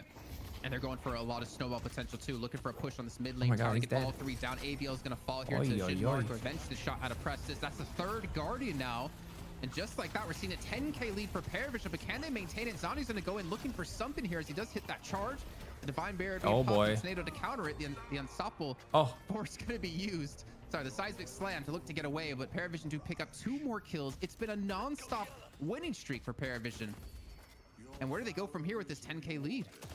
That's a great question. We can bring ZP in to catch his thoughts on that one as both teams disengage after that team fight. I was muted. I'm here. I was going to say. I'm not pulling that. No. Here's what I think going in here is that I think OneWin is lost in very key opportunity. You run the Bebop. You need the early game to go well. You do catch TAS trying to steal your Gamba. But look, the problem that you're in here is that you run a Bebop comp. You want to ramp into the late game and have that be the way that you empty dreams and ABL get way ahead. It doesn't happen. The early laning really doesn't the go rest their of way. Nerf is definitely... Overseas and ABL aren't able to I think it's still a good item, but as soon as they would like. They're just now getting down the Guardian. So I mean, this is really rough. OneWin didn't really commit to this, a comp that can play super well from behind, but that's the position they are in right now. And also, Wolfie getting away. No, not quite. Would have been massive. Just gave a huge donation to Zanya. A huge changeup actually here from OneWin. They were 10K behind. Now only 3K because of the transition of getting these kills and getting these 2 Guardians down to completely get themselves back in the game. Obviously, as ZP did mention, like the Bebop pick and the Great Town pick really not netting them anything here in this early game, but the sort of transition in towards mid game starting to work out a little bit towards their way. But I think we need to take stock of like the soul allocation as well of both these teams. If we compare the shivs from the first match together, they're going to currently be sitting tied highest in his team at 13K. But Empty Dreams, man, kind of the unsung hero at the moment. 16,000 souls. But as I said before, those souls don't really mean much unless you're involved in these fights, and we have to see some sort of result, some sort of outcome from that heavy farming early on to turn into some ejects, turn into some kills, and we can already see OneWin looking for a fight here towards his right hand. Yeah, and they need this OneWin to go well. This team fight here, this could really make the difference, but Prestus is the one to get the opening kill on Abrams. Zanya gets taken out, so it's an early advantage of the Paravision. My Lash play is beautiful coming in from Sam, just dropping straight to Zan for another one, just sending OneWin just away. And this defensive game, defense here for OneWin, it seems to be their weakness. And if they don't get this aggressive advantage, we should count, chat. Do you want to try to count how many divine barriers there are? Too far we got one on Lash, but the question is, one on Bebop, that's 2, one on and they don't seem to be as Paradox, that's 3, slower or more 1 on 7, that's 4. Gear to the game. This is going to be an interesting fight here, actually, Dan, because we do have Death Slam available. It was not who else in that last fight, and that could be such a pivotal point in this game as the Owl's going to come through, going to force the urn to be dropped. You can already see OneWin set up for this with 5 players on this left-hand side, but Wolfie's going to be there as well. The Affliction ready to go. Shiv's going to be the one hooked in, and he eventually is going to be finished off here. The bomb's going to go off. ABL's able to secure this one. Also 12 healing rights. With the man advantage now. Can they get the urn picked up, and can they win the fight from this? Listic just to subscribe with a prime. There we go. Paravision. Oh boy. Looking to try to oh wow, they're just turning this on its head pretty quickly there. 2 players down for either side at this point. Oh, that's another divine barrier. Really weak players here. They're definitely not looking good on the health game. Zanya has to fall back there, back to base. No HP. It leaves just 3 players here for the rest divine of barriers are there but they're going for it here. Got really strong Empty Dreams there on the 7, pushing the issue, getting the damage done. Taz gets taken out, and Paravision are actually sent packing. Bebop. This is a good look for OneWin. Wait, how many is it? We're seeing some more life from them in this second map. I think at the end of that, they come out actually, I want to say like slightly ahead, because we're still looking at a 10K deficit for them. But obviously with the kills they had come through, were going to be very important. I think the interesting thing is that Sap didn't use his Death Slam at all in that fight, or the previous fight, since he was carrying the urn initially, but he wasn't able to get set up for position to use it properly. But then going back to Soul's Empty Dreams, 20,000, man. Obviously, we saw 7 what he can do in that last match. But this is going to be, I don't know. I don't know. Like, he has a decent front line to help deal with it. ABL has some good poke as well at 16K. But like, I'm looking towards like Wolfie and Saf to be the 2 to really open things has up. one. So you see a Death Slam into Affliction, into Tornado out of Prestus. That's going to be a whole lot of dead bodies. Yeah, I definitely agree with that. And, speaking of Death Slam, There we go. Oh, here comes another Death Slam. I don't think this looks good. The Divine Barrier feels woefully inadequate at this point. But hey, hang on. We've got Death Slam in return. Death Slam for Death Slam. But of course, Flammable way too low. Death Slam turned into a Desk Slam. Am I right, chat? We'll take the L on that one. But yeah, only 10k souls behind. They're also 1 Guardian behind. So some souls would be made up in that difference when that gets taken down. So relatively even at this point in the match. And like you said, I agree. Empty Dreams is a big threat at the moment. And really showing why 7 has so much more priority than 7 did previously with some of those updates. You know what's funny is on the map either. The big change was like obviously his ultimate, right? You can move in his ultimate when you max rank it, and you also have the like instant. When you come back to Valorant, I'm not coming back to Valorant, bro. But like people were, I don't want to. That game is dead to me. I'm sorry. Going for that power surge build, that kind of was prevalent before that actually So became he's got popular. But I do want to bring ZP in extra really quickly to charge. discuss something if we have Another the time. Divine Barrier, of You brought a good course. point, Dan, talking about when we typically will see them playing from ahead, they can snowball games and win. But we don't often see them win from behind. And I want to get ZP's thoughts on, are we seeing a growth, a maturity out of the team at the moment, being behind, but not letting that lead slip much further? I think 1win has done a decent job of staying in it. And also, I mean, the biggest story to me is the income allocation that we're seeing here, right? Where overall in the aggregate, they're a bit behind, but they also have this huge outlier in Empty Dreams at 22k. And look, I think part of the reason why 7 gets more play right now in 3-lane is just the fact that there's more jungle to eat. And right now you're seeing Empty Dreams basically be the key example here, where even your entire team is behind, Empty Dreams can go and just be the designated guy to eat the jungle. But the key here is Empty Dreams has to be involved in these fights at this point. 1win cannot team fight without Empty Dreams because the gap is like far more severe if they try to do so. Right now, Empty Dreams coming in trying to save Xena, and we'll see if they can make something of this fight here and now. Yeah, it's not looking good. A really nice gank coming through the TP, instantly going for it. Really nice information from Paravision to set that play up. And 1win, you can see they can't really respond to it. Just like you said, 7's not really in a position to do so. And the numbers are too overwhelming as well. So nice Glitch, there was a Paravision few... being active, but at the same time, across few weeks ago where there was like 1 or 2 50-minute games, like keeping their farm up at the same time. So they've definitely been close to an hour, but those games are crazy. Everyone has E-shifts. Make things a little bit worse for 1win. What I think about though with this like outlier of Empty Dreams at 23k, it reminds me of a match that we had, let's say about a month ago. I believe it was with Jamside, was playing a Wraith, and he had a ridiculous amount of farm compared to the rest of his team, and he could easily 1v1 anyone in the match. But the problem was his front line couldn't sustain the damage. Couldn't sustain the damage that was coming their way. So eventually he would just be walked over, or if they're able to just dive into him, he would get popped immediately because there's really no assistance. 1win another Dota team org. I am a little bit worried when it comes to not sure it was a Dota team org, but they do like Dota tournaments at least. Do they have a Dota team as well? For a fight here on this left-hand lane. Oh, he's playing Dagger shit. Empty Dreams, the carry to go down first. And losing a soul leader like that is going to be painful. And looks like together might be able to escape. In fact, I don't know. Looks like Zanya's not going to let it happen. Big slap straight in the face. That's going to deal with big slap straight in the face. Together and Wolfie after all is said and done. In the meantime, there's a fight over towards that urn. Flammable trying to take up that one on. And in the meantime, Taz will get taken out by ABL. So 1win, they do give up a little bit. After the trades are all said and done, it seems relatively... I think the edge going to Paravision, but not 100%. Too massively. 3 for 2 for 1win, but Paravision get the urn turn in.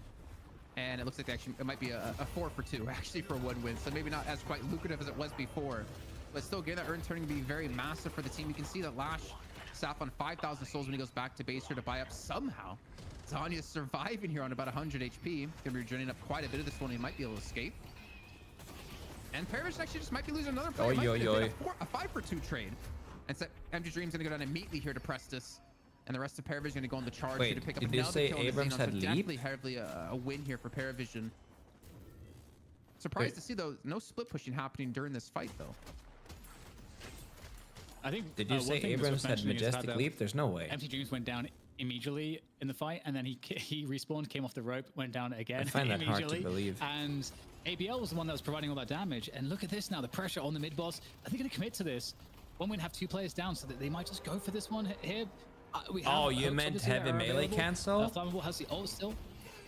So potential That's here just for that maybe a bullshit challenge mechanic that doesn't belong in the game. Great presence of mind for PowerVision to just trigger the mid boss, go out, find the people on the extremity, and then now recommit. It's not over though. Seismic Slam gonna be off cooldown, but they're gonna lose another player who went in ABL. I'm not sure how. I think he got hooked in, got lassoed on in. PowerVision to continue to go for the play here. We can see MTG is going to be coming in from the mid lane. He does have a Stormcloud available, but they immediately go up to head straight for the Abrams. Zanya going to get caught yeah, he heavy melee canceled. Just to survive for a little bit more time as he's going to look to drop down the hole to safety. He drops directly into the hands of PowerVision, and they're going to continue to pick up kill after kill after kill here. Flammable, he's the next target. The juicy GG, this game is over. And swallowed down by PowerVision. And they're going to get mid-boss off of this. There's almost nothing one win can do. They cannot stop dying. Why do you hate momentum it? Completely shifting in the hands of PowerVision. Because you pay like 2k souls to get across the map. That's one. That's like one. Like even heroes with no mobility just get max mobility for 2k souls. Yeah, I mean, you have to give it to PowerVision. What is there not to hate about it? It ruins the game, dude. They go for that initial kill, they get some more information, and they're like, hey, we have the numbers, we are grouped up. I understand your comment about depth of movements, but like, then make it cost a lot more. In isolated. Because right now it's fucking broken, if you ask me. Or just focus by damage. Like, absolutely ideal for PowerVision. I kind of don't like this argument of just like anything that is a bug should stay because it makes movement more advanced, or like, you know what I mean? Like, oh shit. Down though, gets immediately charged back, and a great pickup out of Zanya to keep his teammate alive is together. I think he's gonna fall from this one. Wow. Melee from both sides, and one win will pick up 3 kills, but they'll lose the second walker of the game on the right hand side. And PowerVision, they're gonna have the Ryuju to respawn back in anyways. So all said, I mean, you're literally answering the question yourself. You said, why do you hate it? It gives more depth, but it's super cheap. That's what I'm saying. Like, if you make HMC cost like 4 or 5k, then go for it. It's 20k difference, but doesn't seem like it's necessarily unrecoverable for one win at this point. No, but it's also getting pretty bad. And also, I mean, that mid-boss was just a car crash of error after error, where PowerVision basically goes for a mid-boss bait, and they reel in all of one win in turn, where one win was just trying to play the outskirts, get ready for a contest to go in. They had the ability to contest, especially with heroes like the Sinclair, but PowerVision just played it patiently, kept doing recon on the outside, and they grabbed pick after pick, eventually end up full wiping one win, get the mid boss for free, and greatly extend their lead. And yeah, I mean, PowerVision might have gotten a little bit aggro. They lose 3 for a walker, but if you're PowerVision, you're still in a great spot right now. And for one win, you know, your opportunities to come back are rough so long as PowerVision, you know, properly isolated. They're doing just that to kick off this fight. The lasso into the tornado too. It pulls in 2 players for an easy knockup. They're going to pick up the urn too while all this is happening. One winner just trying to turn tail and run, get back to the safety of their own base, which they will do, especially with the help of the airdrop out of Litz. But Press is going to pick up 1 more, and actually the safety not going to be there for Flammable. Damn. So they're going to look for the urn turn in, and then they can easily transition into that left-hand walker to get their 3rd flex slot of the game unlocked. This is a massive snowball and a great macro play here now on a PowerVision. Yeah, one win are not looking in good shape. It's starting to seem unrecoverable. You know, it looks like they're going to go for this urn turn, and it feels like one win. They may want to contest this. They have players sort of in position to contest this. I don't know if do they go for it or not. I mean, it's one of those things where every play at this point is going to kind of suck. So you just have to choose which type of suck you want. Wait, say that again? Did I hear that? Hey man, you know what I mean. No. Can you elaborate? Mind out of the quite understand. Must have seen chat say they didn't quite understand about what kind of suck you want. How is that possible? We're not even beyond the delay yet. Jason is actually making stuff up right now. It's unbelievable, Don't Jason. worry. I wasn't even called in, but they're going to say the same thing. I'm active fact checking right now, and you just don't pass the test, sir. I'm sorry. Well, either way, the pause has been undone. PowerVision going to go for the turn in off of this, and I think one minute you had to give it up. Only 3 players left alive. That could have been a massive snowball on the walker. It's going to fall as well. It's quickly turned into a 40k soul lead now for PowerVision. Almost unlosable for a team. Almost. I'm not going to say it is quite possible. It's definitely quite possible to come back from this, especially with the potential of the double pick with Bebop and Paradox. But the way PowerVision are playing, and again, soul allocation, as ZP mentioned before, 29k Dreams. There's an 8k gap between him and Zanya, 10k between him and Overseas.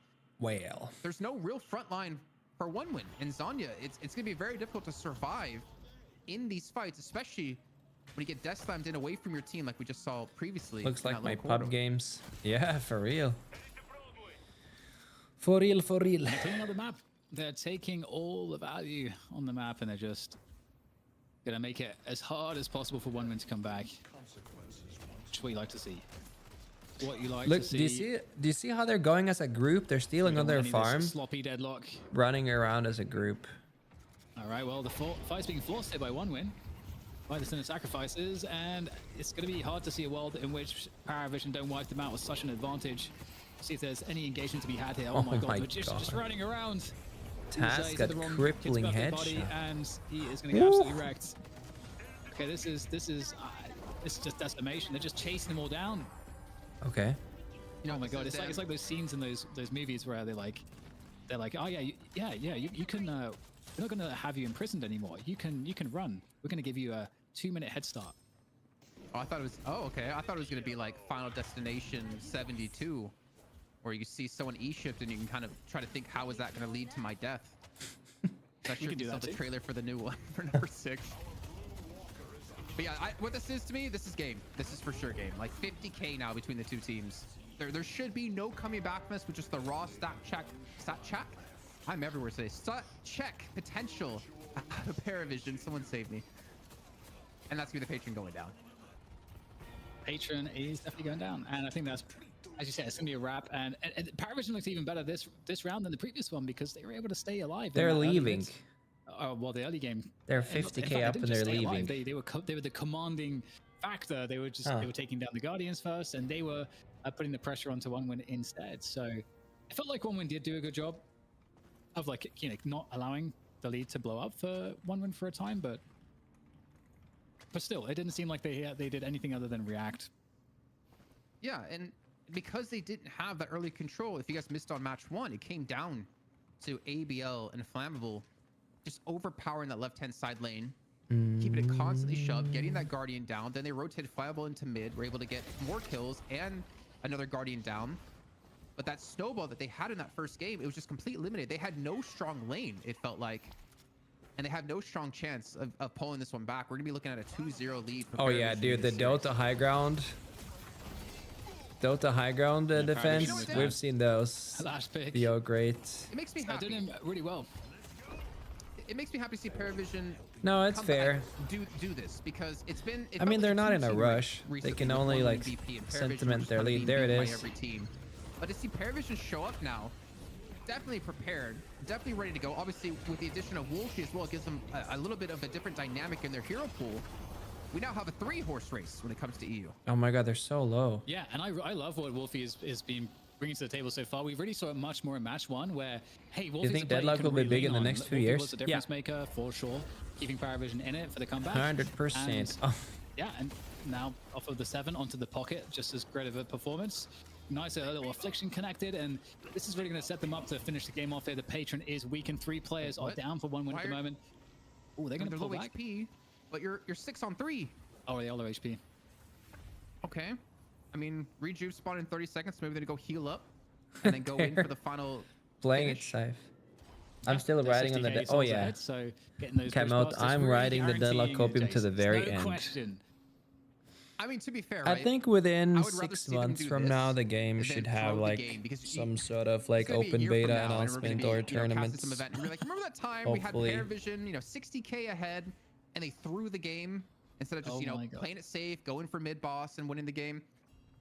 I respect it. It's not necessarily the flashiest plays, and I think most people could agree this game is pretty much set and done. But it's smart Deadlock, and smart Deadlock wins you tournaments, and it wins you money. Absolutely. And OneWin, they're just going to be forced to kind of make it worse for themselves in a sense, because they just have to try to go for fights here, especially this far outside of the base. We'll see if they can do anything with a good opening. That is a nice opening on the press. This together goes down as well. There it comes, the death slam into the ground strikes. That is pain.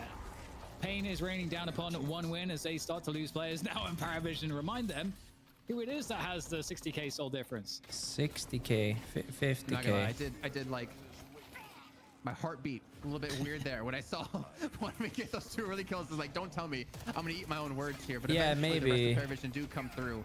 and do lock in these kills. Just Zanya left alive, and of course the patron. Well, when Gaben sees potential revenue, I mean, I think in the series, I don't know. A lot to talk about as well. Maybe we can even just bring in ZP. An now open and start to beta with discuss some this, because Twitch it was drops a wouldn't completely hurt. different match than what we had before. Paravision keeping 1win so much more under control than what we saw previously, and now 1win has to come up with an answer for map 3. Yeah, I mean, to me, there's 2 key inflection points in this game. Number 1 was what happened in the early game phase, where 1win, even though they ran a very fearsome Luminu, when they released Dota 2, it just wasn't able to get traction and take over the game the way that you need a Bebop team to I do hope Bebop that, to like, get value. there's a part of me that hopes that those like leaks about a summer tournament or something, that's real. Early, they get the boss to scream, and 1win just gets horrifically. But yeah, we just gotta trust the process. Like, it started off with like 1win giving off like 1 or 2 picks, which is why Paravision went to middle, and then 1win could not have played the aftermath of that fight worse. And after that fight, it was basically over. It turned into a 25-30K solely difference, and 1win just simply did not have a composition that could come back from behind in that sort of case. So to me, those are the 2 flashpoints, and everything else is kind of on top. Yeah, no, the first game as well, it really did feel like Paravision, they were totally fine until there was like a series of fights in quick succession. Deadlock official announcement next TI. When is TI? Is it like September, October-ish? Kind of was able to systematically close out from there. So yeah, it seems like on the macro, you know, Paravision doing a really good job, and 1win in some of these team fights are just not getting some of the value that they're looking for. Maybe it's a communication thing. Maybe you could just put it to Paravision, putting them in a weird spot and then taking advantage. It's hard to say, but one thing is for sure, Paravision in these team fights is looking really, really good and very stable, and you know, more reminiscent of a well-rounded team like VP, where they can kind of handle pretty much anything, and they can always kind of figure out a decent way to have their team fights get set up. And also good awareness overall, I think, in that macro. So impressed by Paravision today, I think, because I think based on the previous results that we've seen, obviously they have Wolfie now instead of Play With Me, but they genuinely look like a much improved team. I think, oh man, I don't want to like take away from their wins so far, but I think the fact that Kelvin was available September, but not picked for 1 Hamburg kind of really hindered Germany their success, because they didn't have that really strong lane to depend on to start that snowball effect. They couldn't get anything going. They were constantly playing defensive, even though in some of these highlights we did see Zanya able to push in and kill Prestis, but eventually Prestis did swap lanes, right? End up switching up and having Wolfie go over to that left-hand side lane. What's up, Jilly's Big Willy? What a name. I don't know. I feel like Jilly's Big Willy. They're a little bit, and I don't mean it super negatively, but they definitely feel a little bit one-dimensional. And it feels like a team right now that like has to win early and depend on those like very specific players to carry games. You look at, you know, VP, and anyone on that team can carry at any given point. Like you see games where Listic carries, you see games where Michaelis carries, Sherrick, Dmov, etc. But then I look at, you know, 1win, and it's only like 2 players you ever look at. It's ABL and it's Empty Dreams, and I feel like we need to see a little bit more firepower and a more well-rounded team to be able to compete against the likes of these teams who can play this well-rounded Deadlock. Well, one thing I'll say is I think you touched on a good point, RE, the Kelvin, just because I think we could have seen Flammable on the Kelvin. Instead, though, they decided we want to go early Sinclair. And look, which would you have rather have had in this game? Would you have rather have had frozen shelters to support you at times where, you know, team fights got, you know, in the if thick of Deadlock things, gets updates or did like you want Dota, the all will attempts be good. at audience participation on Lash Ult, which is what we got. Overall, the actual net impact of the Sinclair here was pretty muted. I also think you have to go back to the draft and think about the fact that Paravision really did go out of their way to take away ABL's best heroes overall. They opened up with the first ban on the Calico, Bebop, which 1win did not have here, which they had in the first game where things went really well for them, and their mid-stage ban was for Yamato. I think bare minimum going forward in the series here, if you're 1win, you need to protect ABL's more favored picks. Oh yeah, I mean, yeah, that Deadlock trailer in the last TI, that was just like a little joke. Earlier in the draft, I think if you want for ABL. I think it made a lot of people excited though. you can't depend Bebop on, is so I mean, strong right now. Like one of the You best think teams so? in Deadlock right now, you can't depend on I don't know. only ABL. I don't know if I'm like you have to secure him a rose-tinted first goggles, pick, because that's not going to work but long term. I just feel like Bebop is a laning demon, and then after that, So it's like whatever. I don't like that mindset, but I understand that's the way OneWin's kind of been playing, and I agree with you. You definitely need to get him on something that he can have that carry potential for. But like long term, that's not going to be successful to a roster in Deadlock. Well, we're just gonna have to wait and see, because we'll have a quick break here before we get into the next round of draft. Oh, and yeah, we'll it's see the what the best of 5 adjustments this are time. that both teams make. This is Deadlock Fight Night number 19, presented by Incel. We'll see you guys shortly. Dude, if they add Ags, oh my god. Ags would be cool.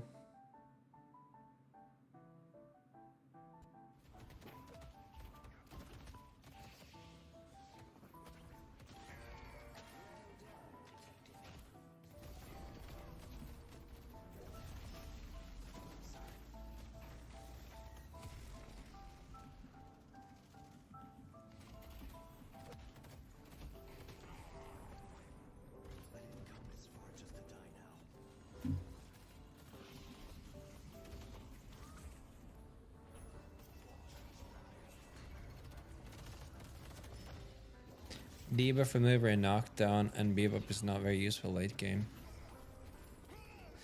Oh, what is Ags? Ags is a very cool item in Dota that changes your ultimate, usually. So basically, like for instance, you have, let me see. If you have Legion Commander, for instance, her ultimate is kind of like Mo. It's like you're stunned and you're like attacking each other, forced to duel. And then when she buys Ags, she also gets unstoppable when she ults. So it basically like modifies your ult usually. Sometimes it also modifies other abilities. And there's also a weaker version called Aghanim's Shard that sometimes changes basic abilities. And some just straight up get an extra ability. But I do think that implementing Ags is a lot of work, because it's like, you know, it alters basically almost every hero. So I don't think we're gonna see an Ags item anytime soon, but maybe in the future. Because I remember when Ags came out in Dota, in the beginning, not every hero could even get upgraded ults, and then they slowly rolled out more and more ults affected by Ags. And it doesn't take an item slot? No, it does, until you can upgrade it once more. So, oh, you mean the shard. The Ags shard doesn't, but the Aghanim Scepter takes up an item slot. It has health, mana, and some stats. But then there is an upgrade you can buy if you buy the recipe. So in Dota, one thing is different from Dota from Deadlock is that some items, because in Deadlock there's very set item prices based on those categories. In Dota you have components, but then you also have to buy the recipe. And then they basically have the recipe to kind of like justify what an item is worth. So you can have an item that's worth 4k, and its components are only worth 3k, and then the last 1,000 gold is from the recipe. So this way it's much easier for them to balance how strong an item is, because it doesn't need to be the summary of the components. In Deadlock, however, it's a lot harder to balance these items because they're all in a specific cost category. So whenever you change components, you also change the cost of the item. So, yeah.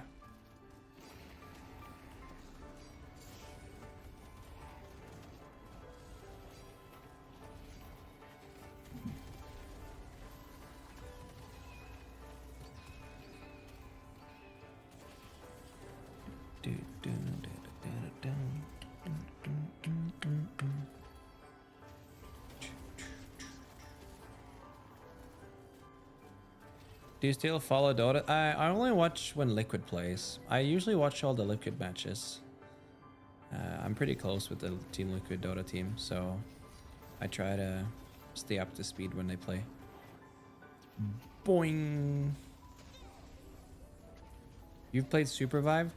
Yes. I did a sponsorship with Supervive Was it late last year? We did like a creator tournament. It was like a big tournament sponsored by Supervive. It's a pretty cool game. Is Supervive popular nowadays? I haven't really paid attention. I don't think that many people stream it. But I know a lot of like there's a lot of MOBA enthusiasts who love the game.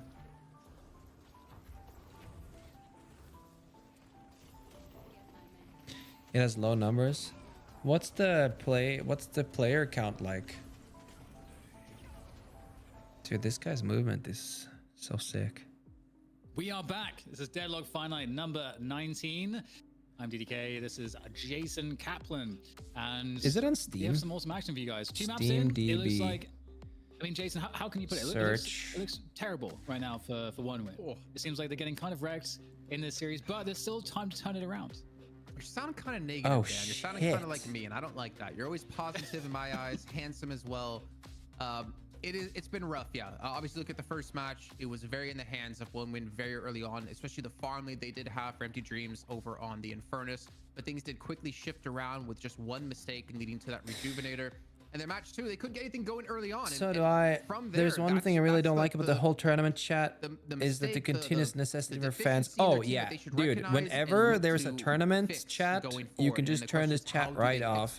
Whenever you watch a big Dota tournament, like the amount of times I've seen people tell Liquid to kick Mickey if he's not having a really good performance on a carry, and then he wins the international like a year later. It's just like, you have to like trust the process. You have to trust that the team probably knows better how to like run a team than you do.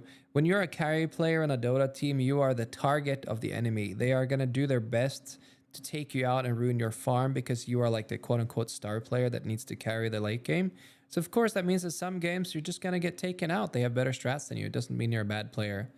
Yeah, now they're bashing Saberlight. Yeah. Wait.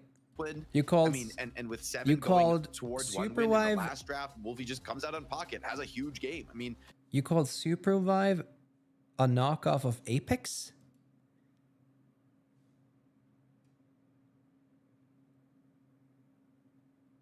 Is that what I'm seeing? What happened to Project Ethos? I don't know. I think it's still going. It's under development, I think. Dude, we cannot be calling this a knockoff of Apex, right? Isn't it? No, it's not. It's not. It's as if Apex Legends and League of Legends had a baby. It's a top-down MOBA battle royale, essentially. It plays pretty cool, to be honest. But I didn't know that it was the... You know, this is a good example. You know what I like? People talking about how Deadlock fell off and is like completely irrelevant and stuff. And then it has 10 to 15,000 active players every single day while it's in an early development. Look at this. This is not bad. This is fairly stable. Obviously, if you go to 6 months, you'll see a whole different story because in September there was tons of players. But once it got back to just a regular development process, it's been pretty stable this entire time. This is fairly healthy for a game that is in early development, you know?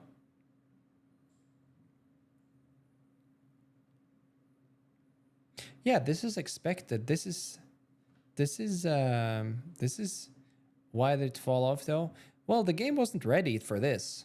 This happened because people started like pressuring them to make the game more open. A lot of people got invited and stuff. But the game was in such an early state that there's no way you can keep that kind of player base. So they just kept it on lock. They were just like, okay, we appreciate all the attention, but we're not ready to launch the game yet. So you guys can play it as much as you want, but you guys are eventually going to get bored, or most of you are eventually going to get bored because the game is just far from finished. So just let us cook and then just come back a year later. DFN across Pacific, EU, and NA at 36.84% with 19 times played, whereas Hayes is lower at 25.9%. But I bet you when it comes to first ban, I think when this lowest win rate, it's definitely going to like be a for public sure, beta, I would assume you're gonna see a spike in numbers again. Have a relatively good win rate. Like Paradox back in the day, he was most picked or first banned out of any hero out there for good reason. I know what you mean, Indivix. Sometimes just watching the match. Kind of like, we just don't want to deal with him. More so than feeling he's insanely strong, at least at the moment, in this high-level competitive play versus like pubs. Yeah, there's a lot of fear factor. It seems that you're afraid the other team could play him as well. The Hex does feel like really good late game too, because, you know, if you're Hex, you can't really use any abilities or anything like that. And like you said, Jay, you can kind of nuke them down really effectively. So it does seem like it makes sense. Like on paper, it makes a lot of sense, but we just haven't seen it come into practice as you'd imagine. And talking about, you know, the opening picks here, Mirage and Pockets, you get some good early damage and split pushing from Mirage. You got the pocket playmaking, but Calico 7, big pickups for Paravision to open this one. Yeah, I think both teams are kind of converging in terms of what they're drafting for, right? Like there's kind of gone back and forth here with some of the heroes people that have with been Super Vibe open throughout the series already. Damn. So maybe one team adapting, learning from some of the strategies that Paravision have brought that have put them in this position. I saw a YouTube video saying the finals is the best shooter of the decade. Supports. The Holiday does go, which was interesting last game, where, you know, I thought in game one and game two, is like, oh, I think the finals is a good game. And then he just came on the Holiday and did just as well. And I think this may just be a I wonder if, like, rather than the hero pick mattering so much. I felt in this just put a masterclass day on. and I don't age, think it really matters. It's really hard for a shooter. I wonder the sentiment itself is one of the like the top 10 games, because all shooters feel so similar and bland. Shiv. Well, they're like prioritizing Shiv like pretty heavily, and to be fair, they're winning the games with the Shiv, so also without the Kelvin. So it's hey, you gotta give it to them at this point.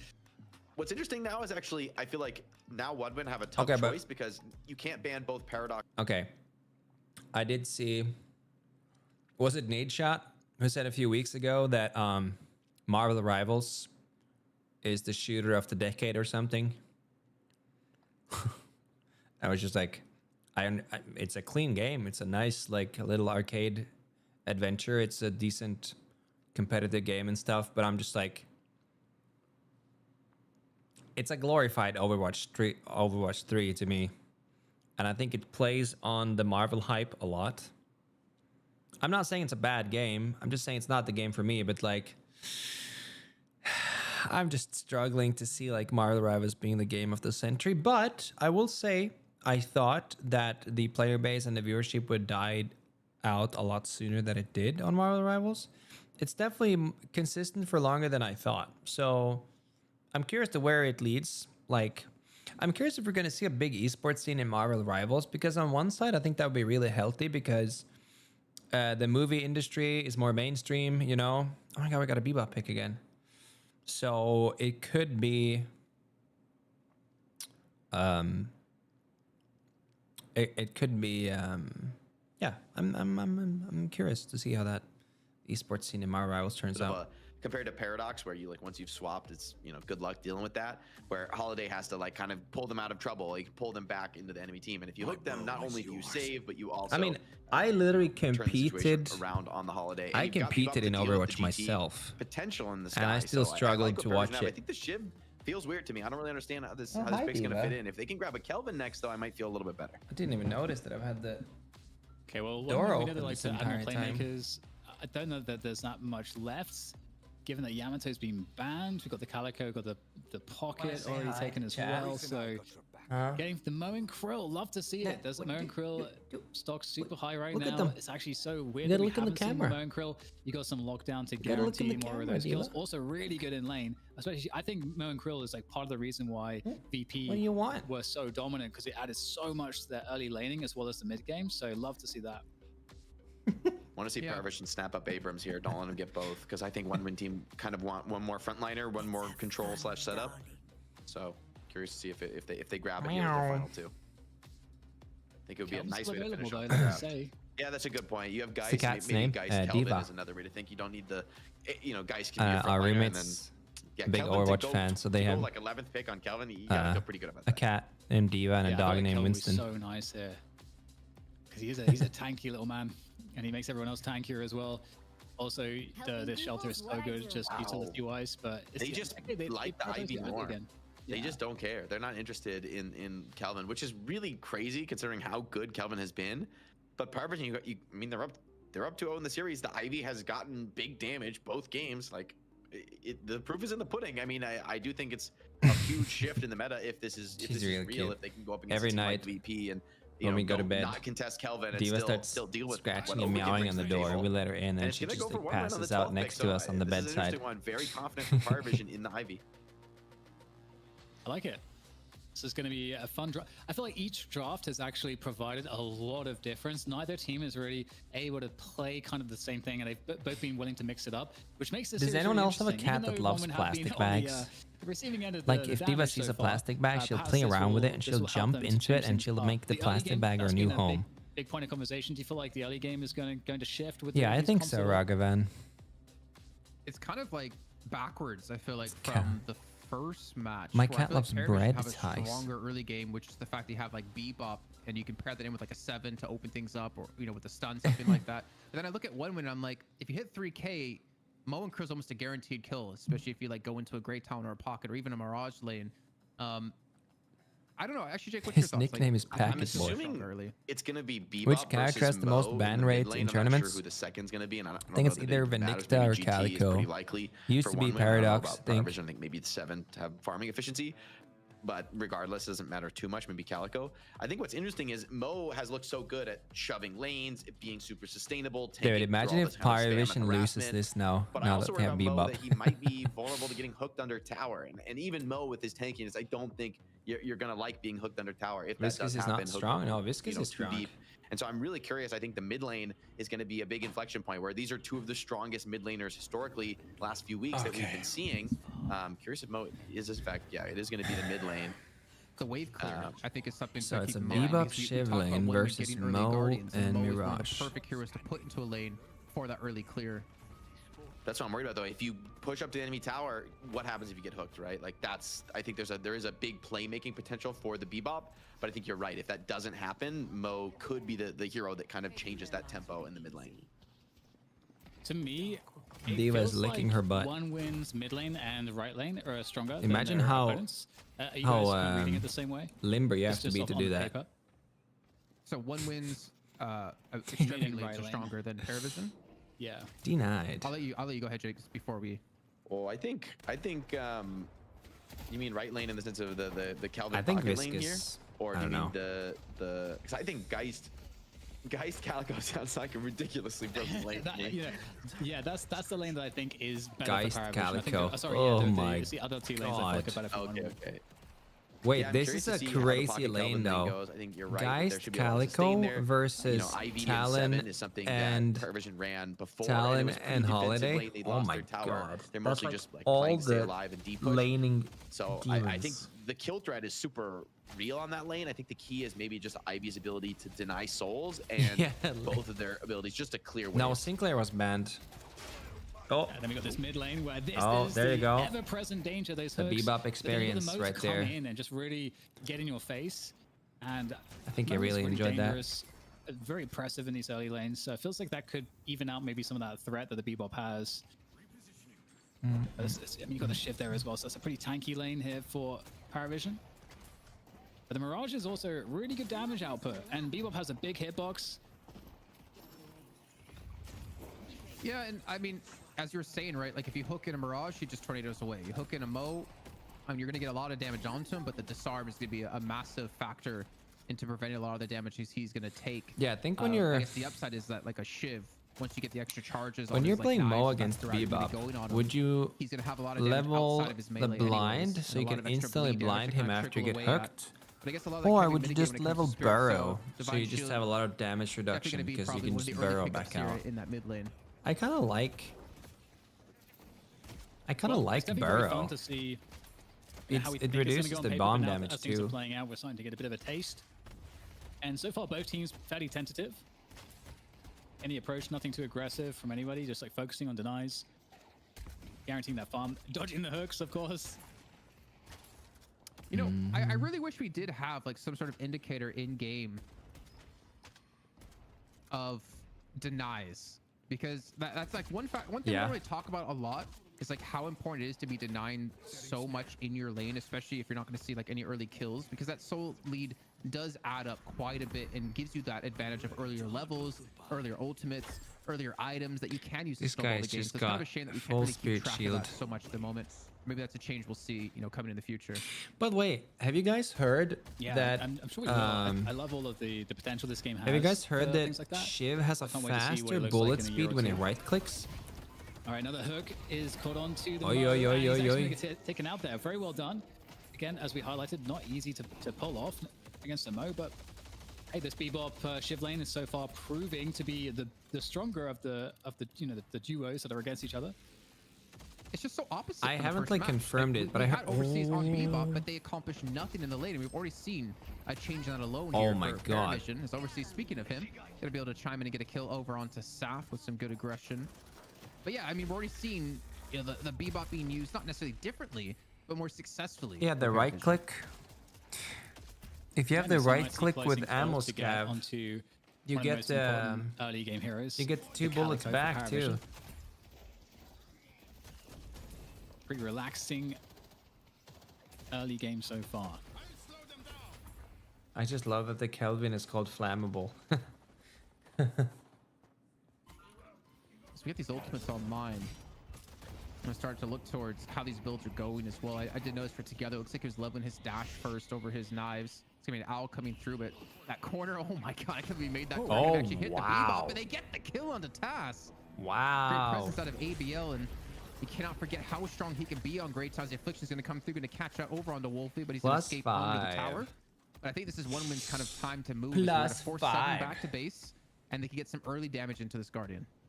Dude, ABL is a certified owl pilot. He's got every certification. Look at those maneuvers. Oh, ow. Oh, Calico really on the receiving end of some of this holiday damage. Calico has insane sustain. And so it's not easy to actually kill a Calico, but so far it's not been an easy lane for Saf. And looking at the soul distribution early on here, we are seeing ABL taking quite a soul lead compared to his teammates and also the opponents. 4.4k. Hello. Not a huge amount of players. Well, generally most people around 3.5 Hello. to 4. So you know, ABL standing out in that regard. You set me up. And ABL on the great talent. Great talent can be a mega carry going in. What am I watching? What is this? Please don't get me fired. It's not. I can't hear anything. Does not play. Can't? Does not play audio. Oh, it's because it's muted. Oh. Carpenter song do we like? Yeah. So she okay. Don't embarrass me. Motherfucker. And then Sabrina responded. You know that Sabrina Carpenter song do we like? Yeah. So she commented saying that there's a clean version. So instead of singing, I beg you don't embarrass me, mother blank, right? She sings, little sucker. Which one do you like better, do you think? Oh yeah? Why do you like that one better? Mouse away. It's your favorite song? I'll make it one thing, but ego's another. I beg you don't embarrass me, motherfucker. Do you think we could try singing the little sucker one? I hate that one. Little sucker is not a powerful bad wolf for me. Oh. Well, just at home we can sing that, all right? All right. I guess in the car, too. Motherfucker!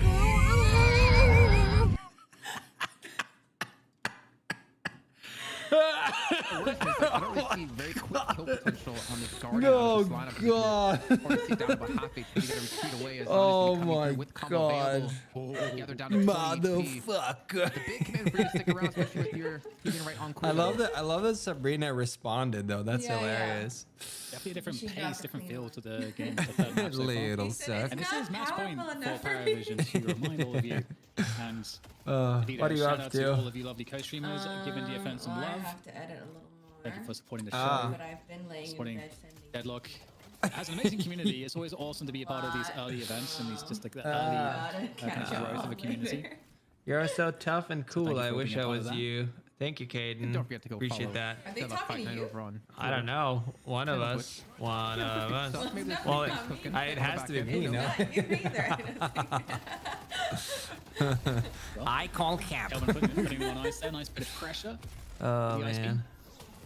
And again, we got the Intercontinental Ballistic Owl. Whoa! Oh, that was the spectate It's always move. a fun part of the early game, seeing the owl flying around. Motherfucker. How long is the tournament gonna be? Another 4 hours. Not necessarily the right target they want to necessarily have that on. We'll see how how long. He's already been able to create that distances together. He's going to be pushed up from his teammate. This thing too. I mean, is he gonna max his ult or his dash first? It looks like he's gonna be going for the dash resets since he can get in quite close proximity, get the resets on it as well. Look for that very heavy damage if you do get domed. Yeah, good comps, honestly. When are you getting back to Deadlock? To help confirm some of these kills with the raw healing that Fireball can do. Yeah. Not to mention Zanya. Yeah. Chat. Indeed. We're gonna coach Jen on stream at some point. What hero should she play? Really nice. Get that uppercut into the Guardian. I'm a Dynamo player.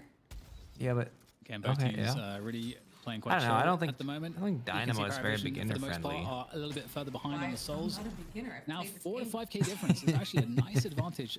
Only 8 minutes into the game. I see Viscous for 1 win. The bracket command is a little outdated. Oh, we don't keep our commands updated. No, it doesn't matter. He just runs on. And Tornado, obviously. We don't keep our commands up to date. It's just part of don't worry. Lane you're up against at this point. Mo or Mirage, both have a lot of survival abilities. No, that's Calico. Calico, she's with the cat. Mo right now. Damn. The most kills I've gotten. I mean, you're very right though. It's like that's the person you don't want necessarily be hooking because of that tornado. You want to be going for these kills on Zanya, which is I mean, I don't understand Bill. Just let me shoot considering people, he is a big beefy boy. And go play Overwatch. This will be the first guard of the game going down in favor of Marvel the Paravision, Rivals. so, like one win in the first match. The bracket for this event. I mean, you can find it by clicking. Oh, that's a Valorant Champions bracket. Oh, that's really outdated. That's really outdated. It should be on Wikipedia. All parry dead. As well, that's really nice advantage. We talked about how helpful it could be for 1 win, and it's going to further compound their advantages. Dude, I am so sleepy from today. Taz, trying to get that hook to connect, but yeah, it's like I just want to play World of Warcraft. 3 players on the mid lane for 1 win at the moment, starting to apply a little bit more pressure. Why? The Mo off the spawn. Why? Again, I like your makeup for today. One of those combos, but instead it's going to be a catch with the lasso up on the jump pad. Good damage coming through, but it's not going to at least amount to anything but just some more pressure there for 1 minute to keep them in winning ways in these lanes. They got a lot of control right now, Jason. Fireball returns back to the first lane on the left-hand side, able to get another kill off of this one. So even without having the first guard of the game taken, Fireball is still imposing some rule on some of these lanes, able to get 2 kills now for his team. Motherfucker. He's probably gonna fall. No ultimate up just yet here for Shiv. Oh my god, he's ulting him. There's no. Oh, Where's dead. Mo going? How is he dragging Shiv with them? I do not know. Either way. Well, carrying him. Yeah, he got war crimed. That's really interesting. Dude, Shiv is getting fed. That's not very fun. You know, we actually have, like, farm-wise, it's actually getting quite well spread across 1 win at the moment. Slot so machines. that's a little bit Slot dangerous. machines. Everybody gamut slot machines. Up, as is the urn. 3 players on the urn for Paravision. I wonder if they're going to ferry it across. They usually like to. They've got the Ivy as well, obviously. Chat, yesterday. A good way to get it across okay, is with the Ivy. It's my story. Okay, tell them your story. Has control of the drop-off spot right now. So 2v2 over there, but they've got Calico and Geist who can protect that drop-off position if they want to go for it. But instead, it's 1 win who pick up the urn with the water, but like, because I had no water in my room. Yeah. You can clearly tell that I'm not sure he's streaming because I come in with like my hand like in my pants like this, you know, because I'm trying to warm and then you like up. grab my water bottle and you just like no, I literally like hold it. I go like this, right? And I steal it away from him. And I was about to whip the girls out. She is about to. She is about to whip. Stop. What? You just said it. What do you mean? I don't want you to say so crass. She was about to whip her titties out. No, but then she. Yeah, because that's what she does to annoy me. And then she realized that I was streaming and that maybe it's not a good idea. So. God, I would have told the story better. You would have told the story better? Okay, well, I'm lucky. lucky. I was like, you know, like I'm just here to bother him. I'm ready to like scratch my, you know, girls and like whip them out. And then I take his water and then I look at the side and his chat's there. And then I look at the camera and the camera's on. And you're like, and I'm like, oh. And you can see me I don't know if you can actually see in the VOD like my thought process, but I could see the gears turning after I look back at it. And I go, oh, I just wanted some water. Haha. Then I laugh. All good. Kill with the owl. Oh, and one way they just cracked this game open. Oh my god, I got another owl kill. Now after being down the first tower of the game, we are seeing maturing in the team here. Like, yeah, that's true. And I like to see this. This is a good showing out of woman, especially after the first two losses they've had. I mean, that's what normally happens when you get. It does feel like evolution. Near-death experience. At the moment because we've got Paravision coming to the defense here. This right side lane. Moen Krill. For now, Calico. Disarm. Trying to put the attention there. The hyper beam for defense. That's going to zone away. Chat, you realize that if Paravision loses now, there will be a 0% win rate with Bebop in this match, even though it's been played all 3 games. They do have some players there around that mid-buff That's position. good. Then they'll buff him. But there's a lot of players here for Paravision too. Keep losing, Bebop. Easily Keep losing, bro. I don't think they want to take a good, an extended fight here. They are trying to fall back. 1 win.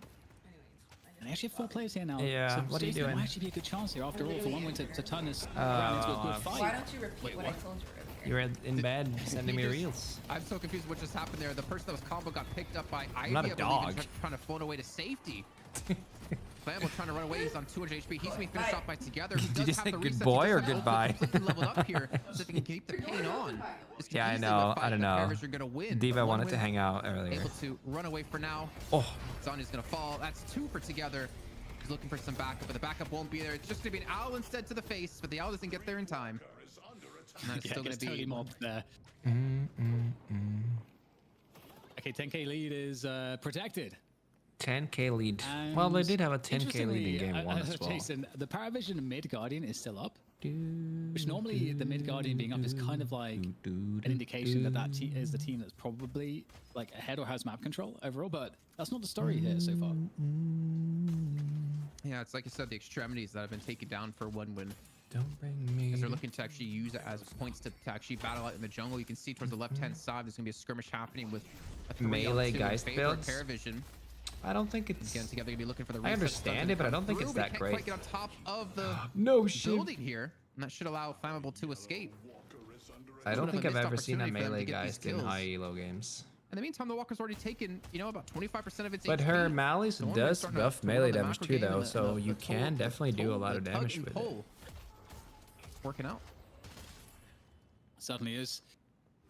3 players for 1 win on the right side lane. Obviously, they can hit the TP if they want to as well, which they might try to do because there are 2 players on the left side hit for Paravision. Shiv is forced to buy debuff from over here. That would be a challenge potentially into a team fight into a Walker with the first mid guardian still up. That might still be more of a priority. We're going to see more of a drift here from 1 win across into mid. That makes more sense. But there's lots of players here for Paravision that could definitely respond with a team fight. Kelvin, I'm not sure what's where Flammable's going right now. Needs some assistance. And he's going to be paired with by Empty Dreams. Oh boy. Oh boy.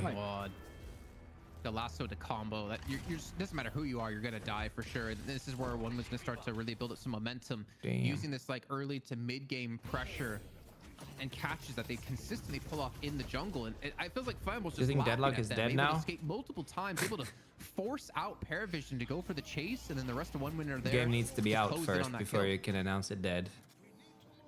Yeah, it's just, I mean, interestingly, despite it seemingly being the case that 1 win are getting advantage on advantage. I'm surprised by how many people buy toxic bullets early on Mirage. But I guess it's like a Shiv. Shiv and actually 7 ult as well. But here's that mid guardian finally getting taken down, and this might be the difference maker. This could unlock a lot of the map if they're able to get this. A lot of chunky damage, but they don't finish it off. When will they announce the game? When it's finished. Frozen shelter on this engage for 1 win Kelvin's to try to control dead. the fight. But actually, I don't know if anyone was inside that shelter with Flammable, so he's going to get taken down. And that's not a good start here for 1 win in this series of engagements. Tass needs help. He's trying to escape with the Urn. This should be a free turner for them, and he does have it secured. Instead, going to turn this around onto Overseas. He's going to fall low enough for the finish to potentially come through out of Together. And there, the last comes through to buy him some time. Shiv. Still going to happen for Together. Gets Shiv is getting owned by himself. He will fall. But he might get the Urn for this, though. It's not all that bad. To help him out of this one, but still able to keep the fight on at least a little bit towards the enemy side of the map, allows this Urn to go for free, and that sole difference to be closed in, at least brought back down to 10k. Yeah, so a 2k swing. Oh, now actually a 4k swing of value. In fact, make that a 5k swing. 6k swing. Okay, it's actually very quickly. Paravision like getting a lot of souls. They're farming up real quick. And one win. They've got to be careful because they've been in this spot before where they have this lead on game 1 and it just slowly dwindles away. Well, quite, I mean, they had more of a lead on game 1. That was maybe a little bit more egregious, but here's a chase down coming through. Staff is that's a big kill if they get him. He's already used that tornado, and he's going to get what? He's still alive. He is actually still alive. He's got the TP as well, so he should be able to survive. He's actually going to get out of there. Yeah, but Paravision is still fighting. One winner going to be there. Together's already being caught out down to 900 HPs, and it looked to fall 400. And he's going to die. No chance for the reset. Oh my. So no chance for Paravision to win this fight anymore. They're giving up consistent fights, and obviously somehow was able to escape that one, but the rest of Paravision didn't have to go for the chase. At least Saf's able to take one back. That's over in towards their side of the jungle on the right-hand side of the map. They're even looking for It's only a 6k lead, though.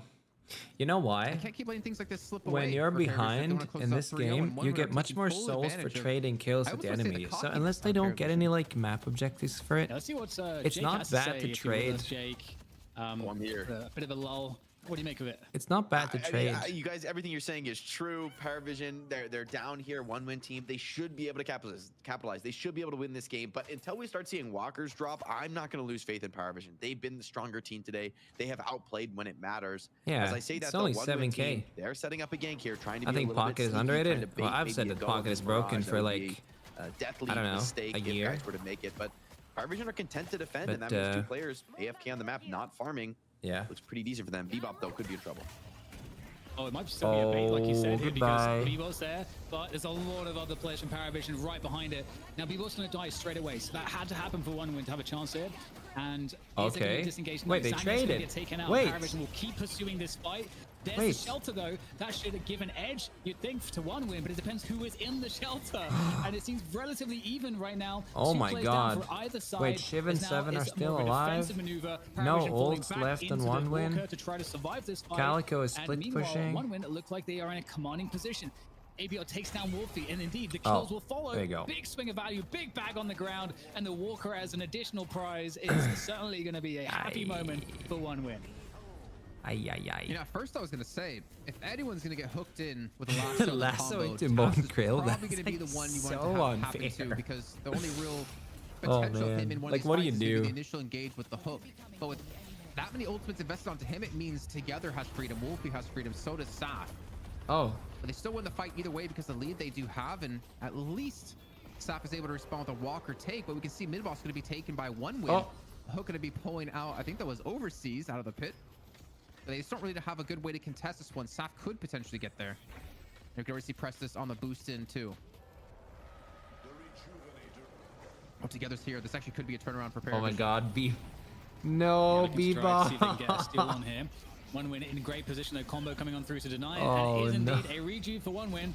And it is going to be difficult here for Paravision. They are looking to contest, but poor Bebop. Nothing to contest. Rejuve gets stolen. Claimed, I should say. And Paravision just have to try to disengage. Lose an additional player as they try to disengage.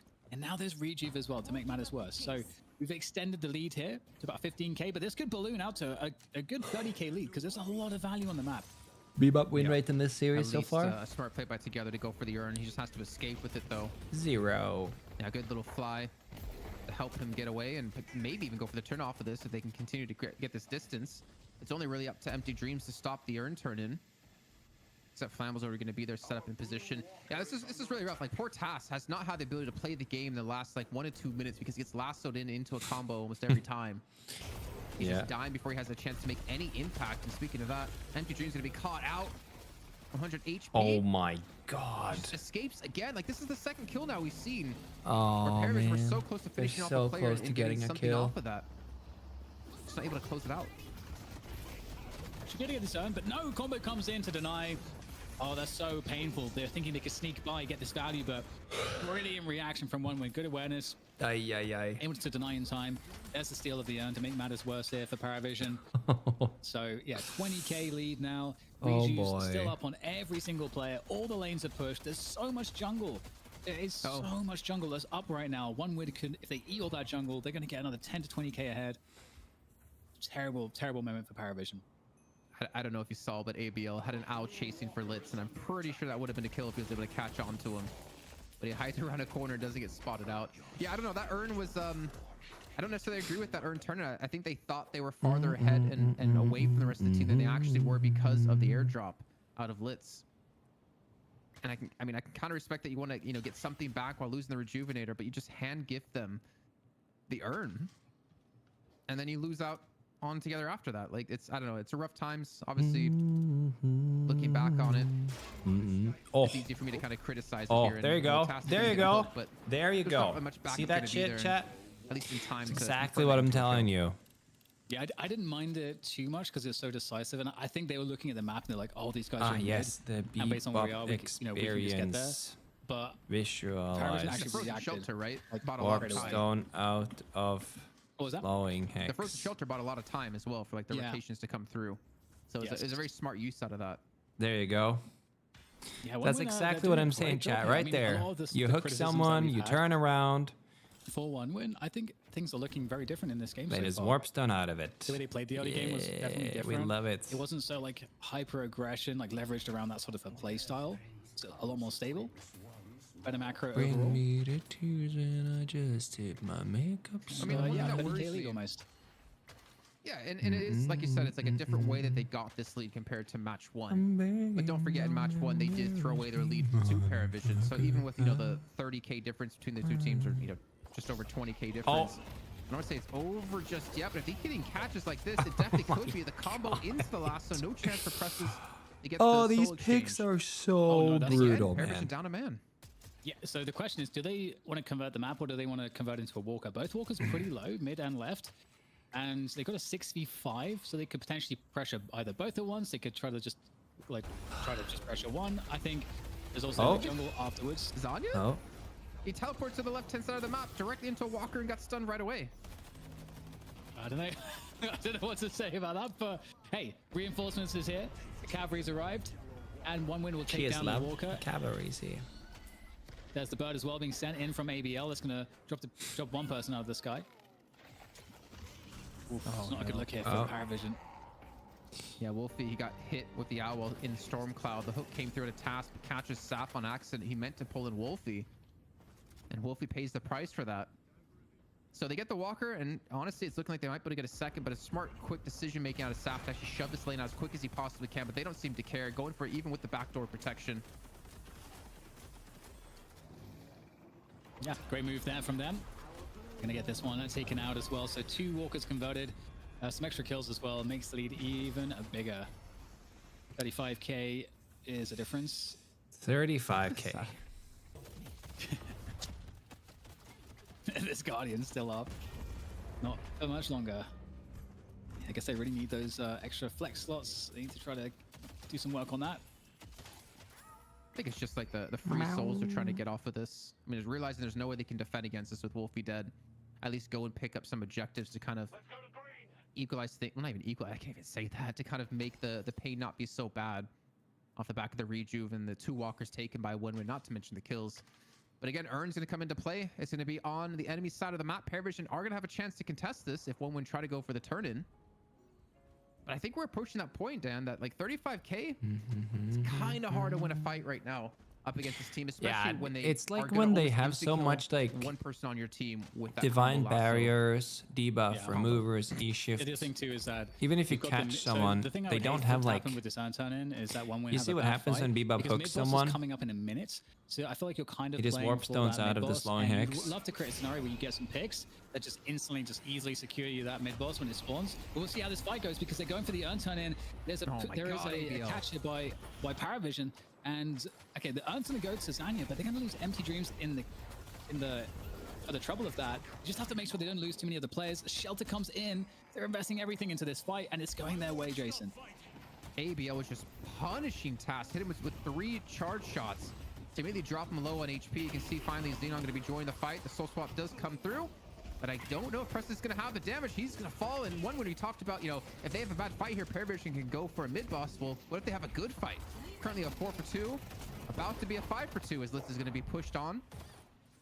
Or maybe not. Maybe I have to correct myself because Saf did come in on the backside, takes down Flammable. He's actually pulling the rest of one win away, trying to go for the chase on this. Ethereal's just going to buy him some time, but you know he's going to fall after. Boy. All in all, 5 for 3 trade. Matchmaking sucks. Be very sucks. happy about this. I don't think the matchmaking sucks. I just think there's a small player base. I'm not quite sure. I guess they do have the damage for it. Yeah, I think they can definitely go for it. So many players are dead. Should be pretty easy to get that mid boss online. Taz is going to be up. Wolfie's coming up shortly as well, but yeah, they can't. They're going to go for this. Cloud is online. That's a great ult for this, but they're going to make it in time if they try to go for it. Looks like they're not even thinking about it. Just clearing out the lanes, trying to push out their lanes a little bit. Kid into 4 frontline hero matchup as Mirage and Pretty much Pocket. here though for Power Vision.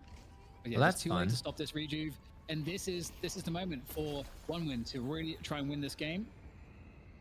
Again, still quite a bit of jungle up here. They could try to increase their soul lead a little bit more. They've got all the walkers. They just keep the lanes pushed. Have map control. You get gank opportunities and all sorts.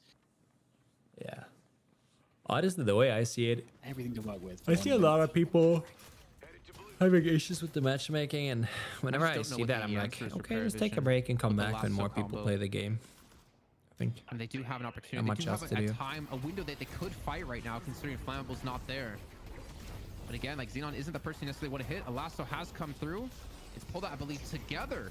He's overextended by himself. A combat's got in. That was going to be over onto Wolfie. He's going to be bursted down before he has a chance to survive. Actually, the Storm Cloud comes through. He's trying to heal off of this one, but he doesn't quite have the damage dead. to sustain. Flammable has arrived as well, and this might be the end of Paravision. But together, he gets the first reset. If their shift comes in to buy him some time, but he needs another target before he can get himself back into this fight. Dash up. Wait. Trying to chase down Flammable, but his teammates are just being walked over. 4v4. Going down. At least just a Wait. 2-on-2 trade. If he gets one more reset. You know they have Rejuvenator. They're gonna be back in time. Overseas. Oh my God. Wait. Together might have just No turned way. this one around here, looking for Flammable, who still has it up. And just like that, Together keeps their hopes alive. And they can just hold on a little bit longer. Oh, 3 kills from Together. Incredible stuff. Oh, wow, what a performance there. He decided to isolate those players. You kind of never know with a Shiv in these fights. They just get a protracted enough fight and they start, being able to recover off of those killing blows. It starts to ramp up, and that's exactly what happened here for Together. They're going to recover some amount of the soul differential, but it's kind of minimal at this point. Obviously, the rejuve is there. The interesting thing, though, is that obviously the rejuve gives you real game-ending potential because of the respawn advantage. You can kind of push into a fight that's maybe a little bit bad for you. Just trade well enough. You get up, and then you kind of have that respawn time advantage to just push down the objectives. But now that the rejuve's mostly been nullified here, how confident are OneWin at the moment, even with a 30k soul advantage, in forcing the issue? I feel like we're in for another 5 to 10 minutes here.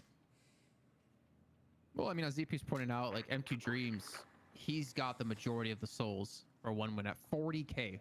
He's basically 10k ahead of everyone on his team almost, and even more than his opponents. It's only really Together and Saf. Actually, Together Saf will be kind of within arm's reach, but still it's a very long arm to catch up to MQ Dream.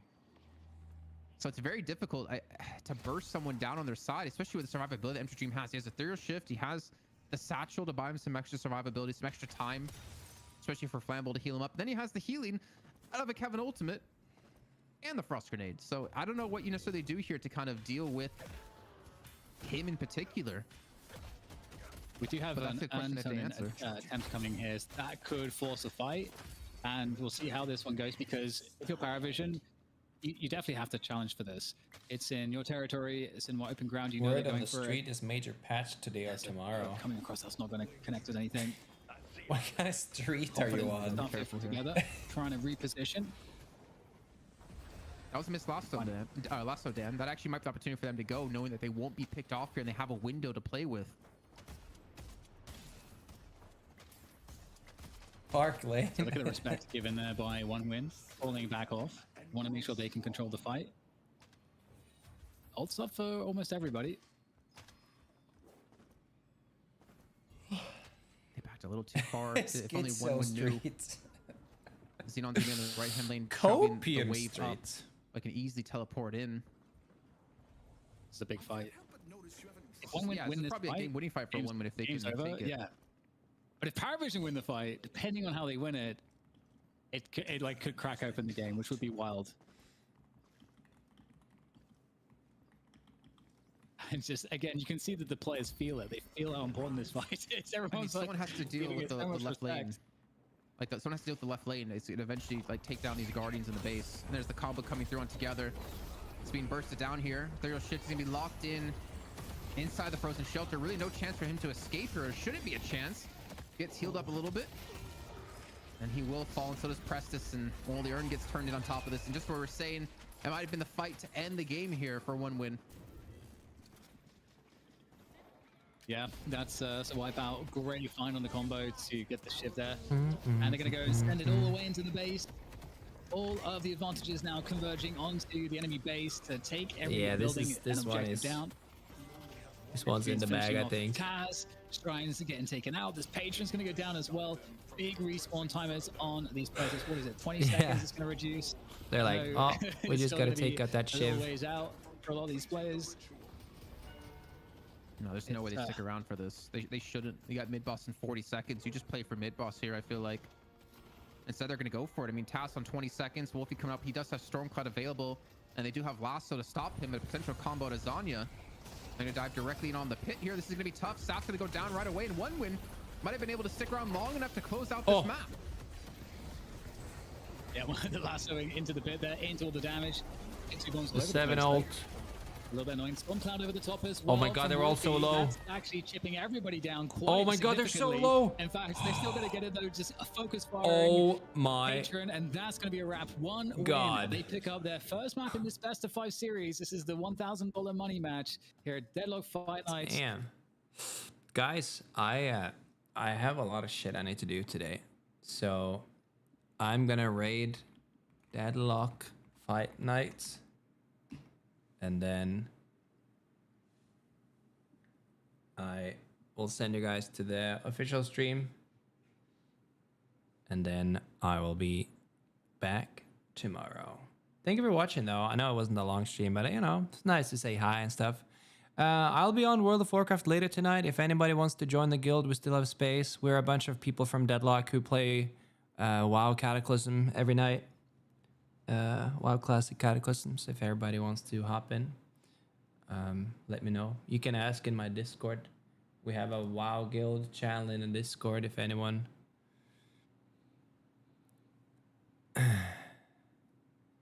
Very little stream off late.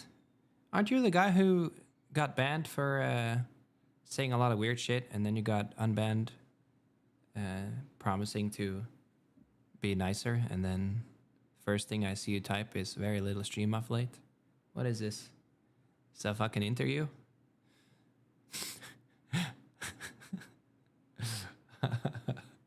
All right, guys. See ya.